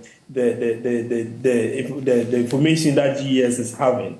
If that is the case, then we can look into that. But after this, the GES should understand that this problem is not a Ghana school problem. It is a problem that cuts across most of our secondary schools, and the needed action needs to be taken as early as possible. But Dr. Anti, would you blame the GES? The GES basically has a role of overseeing education in the country. It says, tell me the capacity of your school and I will send the numbers. Here we are told that 1,700 was the figure given, and there's a shortfall of about 300. They sent 1,400. In that case, we shouldn't have people struggling for accommodation, right? Yes, that is true. If that is what it is, then in that case, we shouldn't have students struggling for accommodation. But then we should also ask ourselves, all these students in the school, are they all having access to beds? So if the data... So would you rather, Dr. Anti, because I'm just trying to figure out how the GES is implicated in this matter. Are you suggesting that it must have a way of verifying the claims that the schools, make to them? So if a school says I have a capacity for 1,200 or 2,000, are you saying GS should independently verify if that is so, and if there are corresponding facilities to take care of those students? One, I'm suggesting that the GES should be aware that most of our schools in the country are facing infrastructural challenges.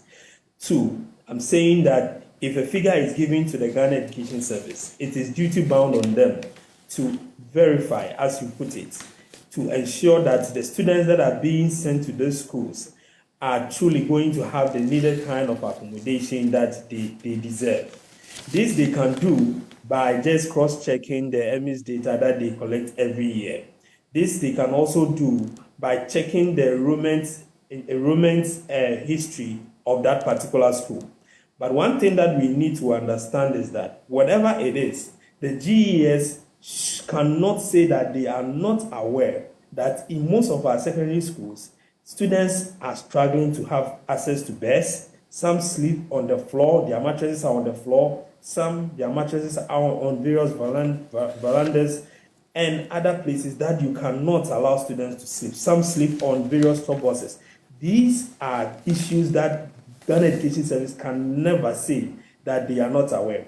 What makes this issue a little bit different is the fact that GES is indicating that the school authorities gave them a number and that the total enrollment in that school seems to be less than the number. So we would wait for the report to be, the investigation to be concluded and the report to be shared. But GES can never say that they are not aware that this is a little part of a bigger problem in our senior high schools, and they need to step in quickly and address it. Yeah, I'm not sure GES is claiming a lack of knowledge in this matter, but what should this situation prompt then? What's the way forward, seeing that you say this is not an isolated case? There are many scenarios like this across the country. What action should this prompt the GES towards? Well, I think that, I'm not saying that the GES is saying they are not aware, but the strict nature by which they are addressing this issue indicates that they want to wait for incidents like this to happen before they help to address the challenges that various schools are facing. And if headmasters want to employ other means to ensure that students do not sleep in other places, then the headmaster or the school authorities will find themselves wanting. So GES should not sit back and wait for some of these things to come up before they issue these directives and other things, because they know that schools schools are going through this challenge. What I think they should do is an immediate audit of the data that is sent to them by the various school authorities. I think that they need to get people to verify this information to ensure that students are given the needed accommodation that they do. But I have to say this because my interaction with some of the schools indicates that sometimes, because the student numbers might be less, some teachers might end up not having the requisite load that they need to get. And some of the school authorities are embarking on some of these additional enrollment to ensure that teachers get workload, their total workload to do. This is something that we also need to look into and find out whether that is the way to go, and whether does that suggest that in certain schools there are SS teachers who can now be moved to other schools who need these teachers.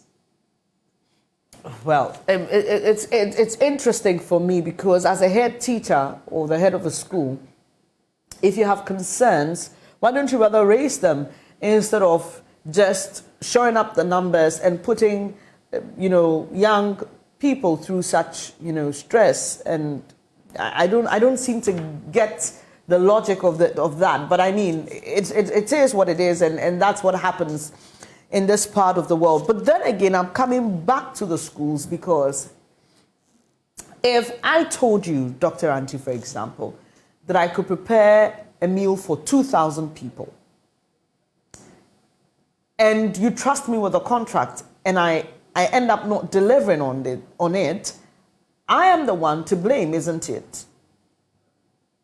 Sure. Right. So you mentioned that GS should verify these information and all that, but what about the head teachers who are or who may be, given figures that are not representative of what they're able to handle in their schools? Given that the information from GES is what it is, because they said there is an investigation ongoing, and that is why I don't want to make that a categorical issue, that indeed the vacancies declared and the students enrolled, there is a variance. Given that that statement is true, it means that there is something going on in the school that the Ghana Education Service needs to get that, or needs to delve into. But my point is that this is something that is not new to the Ghana Education Service. I hope that is the crux of the point I want to make this morning. That the Ghana Education Service, by their data, knows that most of our schools have these challenges. And what have they done over the years to ensure that these challenges are addressed so that we will not get to a extent whereby students would have to embark on these kinds of adventure in order to get a place to sleep. That is the point I'm trying to make. I'm also trying to say that we are hoping that what the GES is saying about the vacancies declared and the enrollment is true.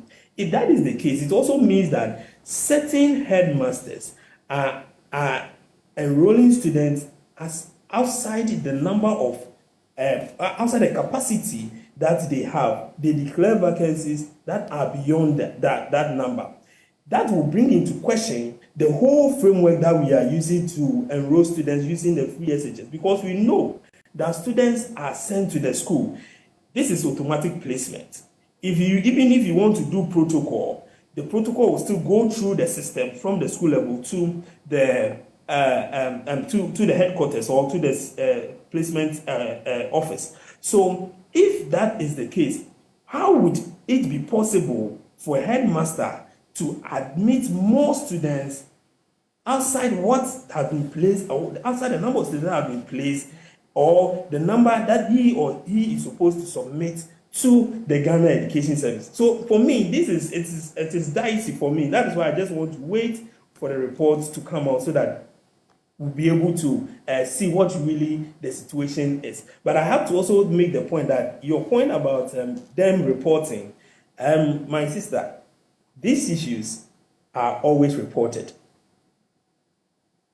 Right, let me bring in Dr. Clement Apak. He's with Parliament's Education Committee. Good morning to you, Dr. Apak, and thank you for joining us once again to discuss matters focusing on education in the country. This time round, we are looking at accommodation because a certain viral video has sparked a reaction from the GES, which has led to the, interdiction of a headmaster and his senior housemaster over the use of old toilet facilities or the conversion of toilet cubicles into dormitories. The GES says, one, this is unacceptable, it disapproves of this, but raises concerns about the capacity of the school as against the number of students there and the reason why this should not even come up in the first place. And so the conversation I've been having with Dr. Anti is not necessarily who to blame, but whether or not we should not be kind towards the GS this time round. Well, first of all, let me say good morning to you and good morning to Dr. Anti, a very strong voice in the area of education and all the good work that he has been doing with his organization to bring to bear what we ought to do to ensure that teaching and learning benefits us as a nation. And of course, your viewers.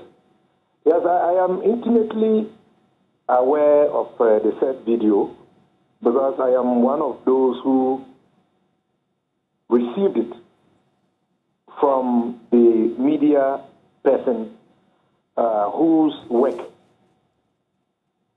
uncovered the situation and who shared the video. But he shared 3 clips with me.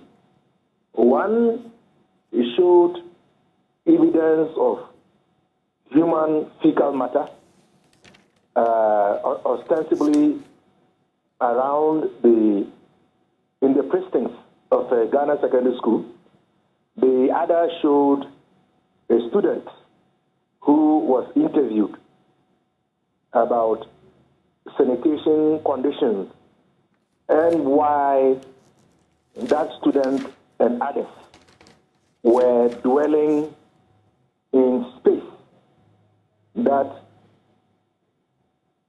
ought to be serving as a toilet facility.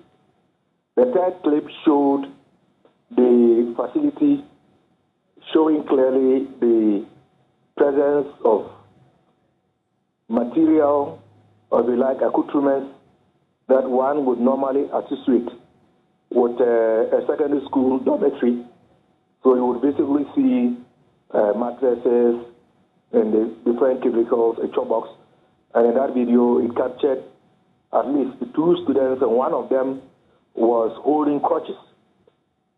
And when the videos got to me and the story authored by the reporter, and for the sake of transparency and for the records, this reporter is the Tamale or not the original reporter for Rainbow Radio. I then decided to do some background checks to find out the authenticity as well as the veracity of the story. So my checks with Rainbow Radio indicated that the original intent of the reporter was to look at sanitation. Upon getting to the campus, the reporter noticed that there was human fecal matter dotted around certain portions of the campus. So upon inquiring why that is the case, students then revealed that the reason why they have to engage in what we have come to refer to, unfortunately, as free range was because of the lack of toilet facilities. Right. Then when the reporter pressed further, he was then directed to various facilities that ought to be serving as toilet facilities. And one of them is what was captured in the video. So when he then got there and saw that, yes, this facility, from the look of it and the design, should be serving as a toilet facility, and yet it has indications, visual indications that it was being lived in. He then chose to ask students that he met in the same space why they had chosen to make that space their abode. It was then that he was told, and this is captured in one of the clips where he spoke to one of the students. The student then said that they had come to dwell there because of challenges to do with space.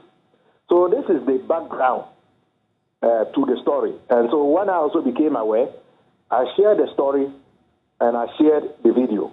Now, to be honest and candid, all of this was happening when I was myself in the Northern Regional Capital of Tamale. Because as a member of the Public Accounts Committee, we had arrived there on Easter Monday to commence our work, as we do every year when we look at the Auditor General's report for pre-university institutions, in this case, secondary schools, and the district, municipal, and metropolitan assemblies, as well as technical universities. Luckily for me, and having become aware of the story, the headmaster of Ganasco appeared before the Public Accounts Committee on Friday, and after responding to queries based on the content of the Auditor General's report, I then sought permission from the chair of my committee, the Honorable James Kuchi Abdiji, to ask the headmaster questions around the video and its content. And I was granted permission to do that. In my questioning of the headmaster, his rendition of the story was that, yes, I wanted to find out, first of all, whether the videos were authentic and whether this was indeed Ganasco, to which he confirmed that, yes, this was Ganasco. So I then asked him whether he, as a headmaster, management of the school, had converted a facility that should be serving as a toilet facility as a dormitory to accommodate students, to which he said no. He hadn't done that, but that their school had sufficient space, and therefore there wouldn't have been the need to convert a facility that is not suitable or was not designed for to accommodate students as accommodation for students. Then I asked him, then why would students move to go and live in a space like that? Because that is what is shocking to me and shocking to many who have seen the video. Right. Then he responded by saying that he wasn't aware that students had moved into that facility, and that facility is an old facility which was no longer in use. Okay. And those cubicles indeed existed, but he wasn't aware that students had moved to live in that facility. And it must have happened on his blind side. So I then said, well, this is what has come to the public domain. I have become aware of the issue, and I am asking you these questions because as a member of the Education Committee, clearly I will have an interest in these matters. He then said he only became aware when the reporter who did the story called him to seek his comments about the discovery that students were living in those cubicles. And that was when he became aware. And that was right before he came to respond to the call by the Public Accounts Committee, but that he had designated the senior housemaster to look into the matter and to take other media houses around, because the fact that the video had gone viral had piqued the attention of many media houses. So that was the rendition of the headmaster to the parliamentary committee.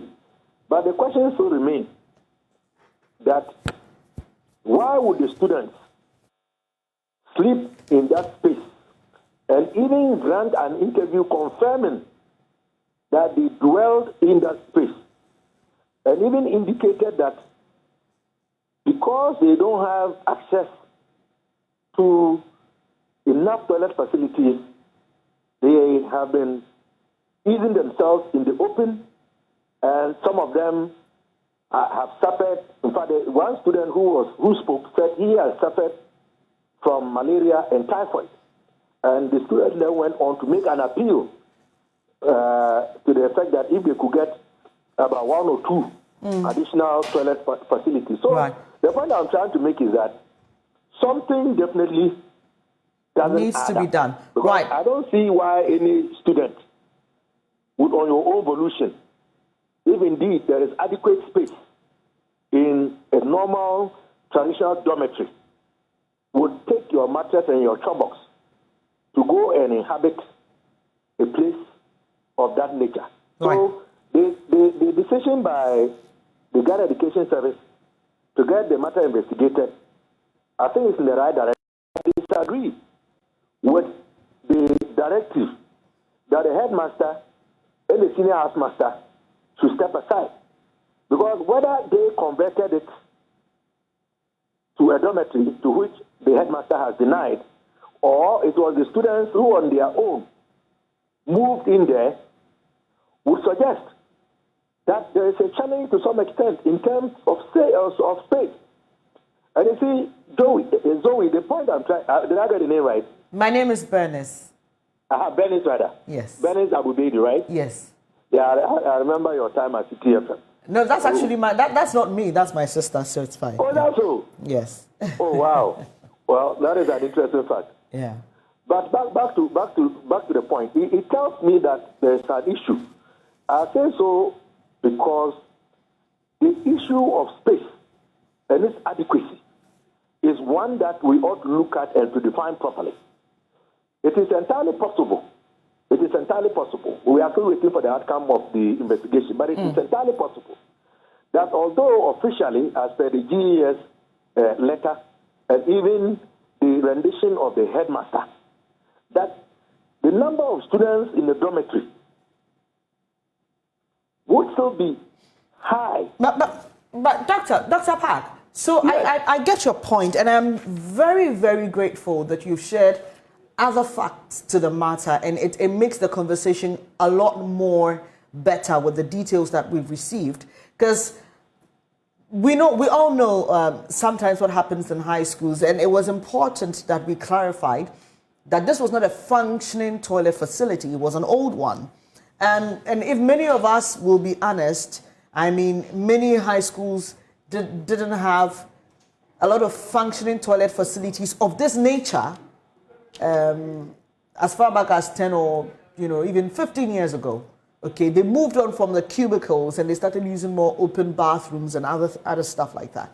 But the question here remains, if a headmaster or head of an institution says, I can accommodate this number of students, it is assumed that he has enough space for it. So GES's concern is, you told us you could house 1,700. We gave you 1,400. That is about 300 less of the number. Definitely that shouldn't push us to this point, should it? Well, I think that is why I agree that there ought to be an investigation, because, as I said, the story, it doesn't add up. It depends on who you listen to. And indeed, on both sides, it seems that there are certain factors that are not contestable. But it has become the issue of the chicken and the egg. So we need to get drill deep. But what I'm saying is that, yes, GES, they have their figures. Yes, the school is saying that it wasn't pressured and that there was no official decision to convert that space for students to go and live in. But the point I was trying to make is that the definition of adequate space ought to be factored in. I am a native of the northern part of this country, and I know the weather conditions. We are just now transitioning from the very hot climatic regime of the dry season into the rainy season. In fact, the first rains are just now beginning to show. And so the point I was trying to make is that officially, yes, perhaps the numbers and what we are seeing in terms of the figures, well and good. When you factor in the climatic conditions and the fact that the numbers have increased over the years, it is not even just secondary schools, even at the university. When I was at the University of Ghana in Commonwealth Hall, what we call the inner room was space for only one student, and the outer room was also space for one student. But now the inner room is actually space for 2 students, and the outer room is space for 4 students. But it is all the same space, accommodating that number of people. But clearly, their ability to function in that space, in terms of all their needs, certainly will be different. Because when you have 1 student in an inner room and 1 student in an outer room, versus 2 students in an inner room and 4 students in an outer room, there will be challenges. So I am foreseeing a scenario where it may not be official, but because of some of these factors and because of the climatic conditions, it is entirely possible that some of the students on their own volition, I am not saying, may have been decided to relocate in this space because we know it's an old structure. The cubicles were not fully being served as toilets where people were going there to ease themselves. As a result of the need to have some more comfort compared to what they will have in the traditional dormitory. And in fact, I'm also getting reports that in some instances like that, the seniors would hound the juniors out of the dormitory. Some juniors would have to make do with that kind of space, or some of them in the evenings would take their mattresses to go and sleep in the classrooms and then wake up very early to come to the dormitories to prepare and go to class. So the point I'm trying to make is that we need to take a look in all of these conversations about space and what we can define as adequate space.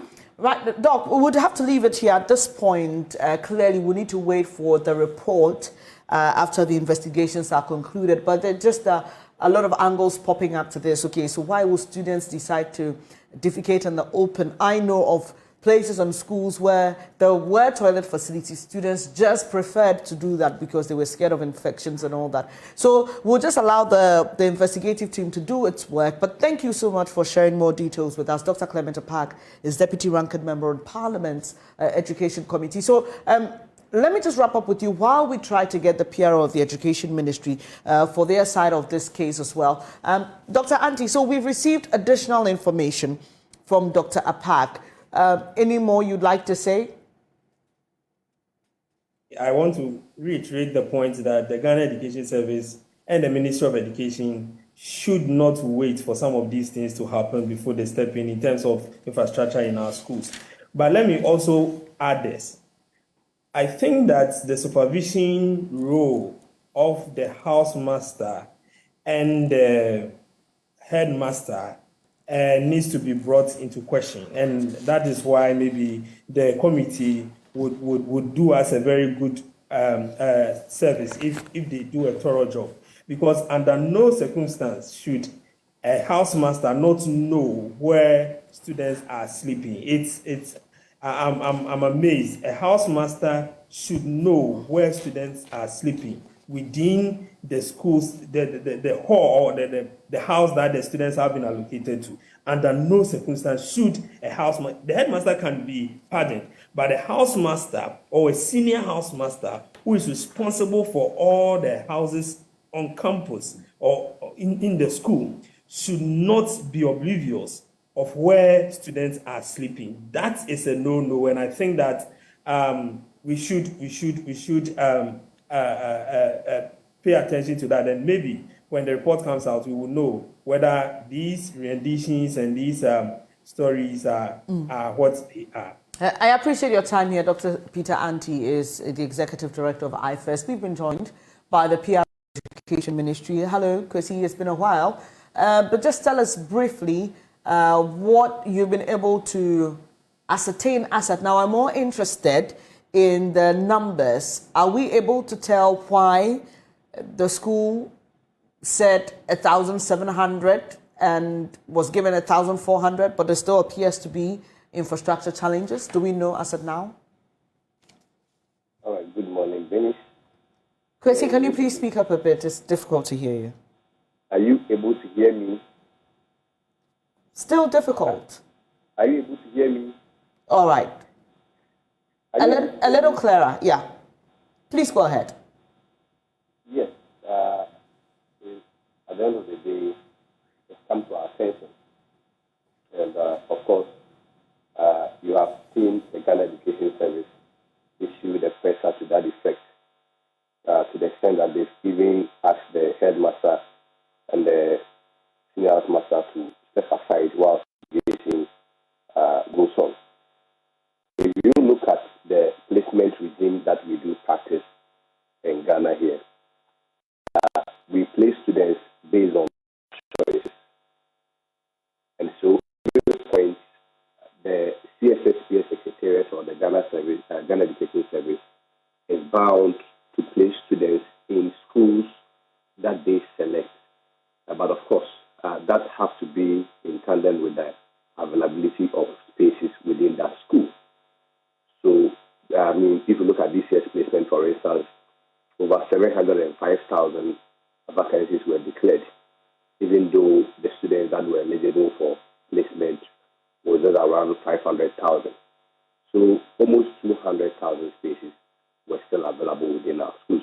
So largely, we do not have accommodation challenges simpliciter, but it's just based on the placement regime that we practice. So you may have some of the schools that are overly subscribed at every point, having students having the desire to go to that school, while some of the schools too, you go there and they are just empty spaces. But of course, within the conversation that we are having, particularly reference is made to the Ghana Senior High Assembly.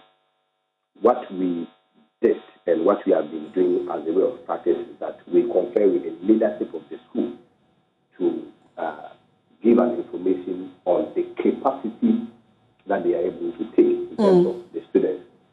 And the declared vacancies that came from the school was that they have the capacity to admit 1,790 students. When we did the placement, 1,536 students were actually placed there. But of course, sometimes after the placement, it is not all students that didn't take up the placement at the end of the day. So if you want to measure the total number of students that enroll in the school, you may have to use the enrollment figure to find a fair or to get an idea about the total number of students in the school. And that was 1,467. So clearly, you are looking at almost 3,000 spaces that is left even unattended to. And it means that we even have the capacity to send about 3,000 students to the school.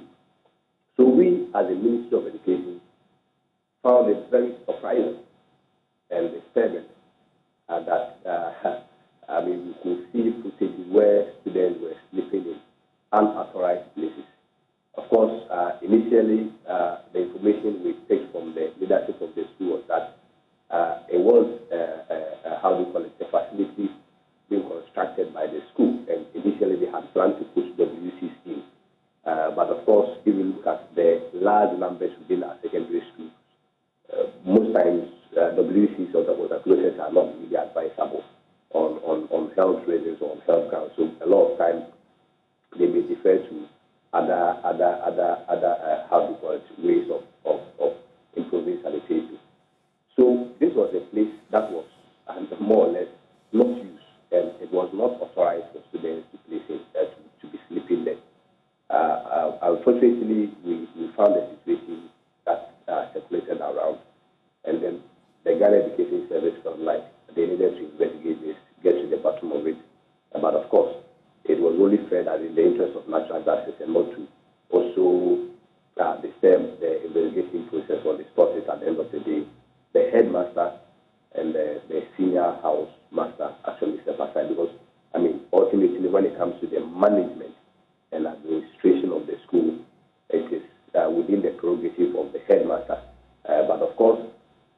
largely when it comes to matters of students' accommodation and other things, it is also within the prerogative of the senior housemaster. So the Ghana Education Service felt like they support in order not to distort, how do you call it, or prejudice the investigation that's supposed to go on.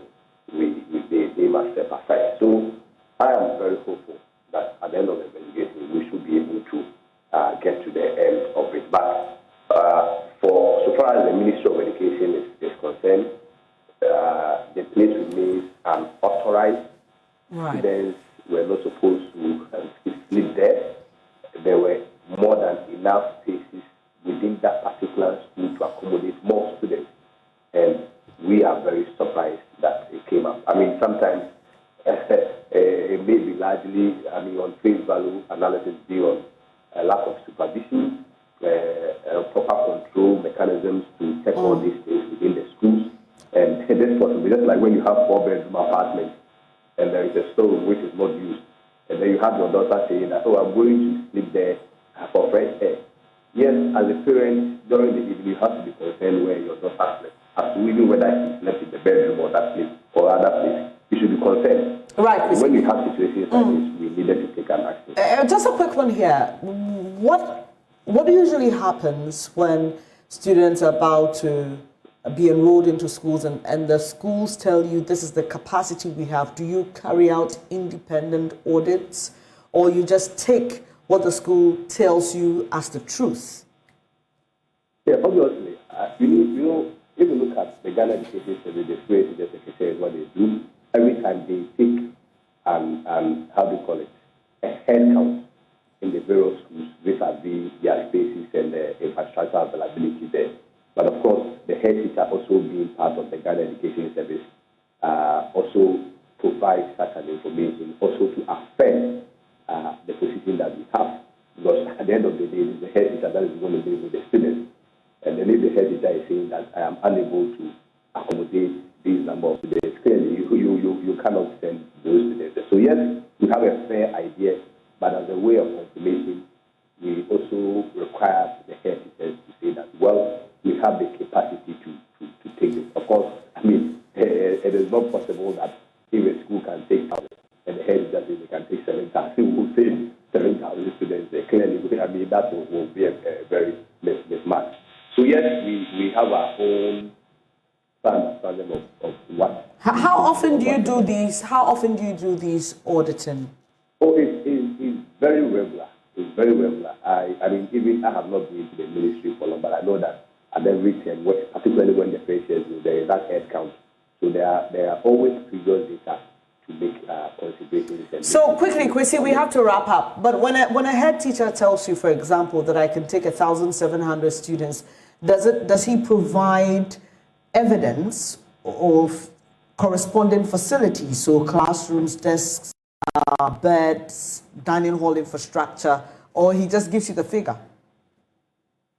That's what I'm saying, that at the end of the day, even we as a Ministry of Education or Ghana Education Service has a fair idea of the availability of space. What the head teachers will only do is to check once again and confirm whether or not there is spaces. Kwesi, sorry, my question was very specific.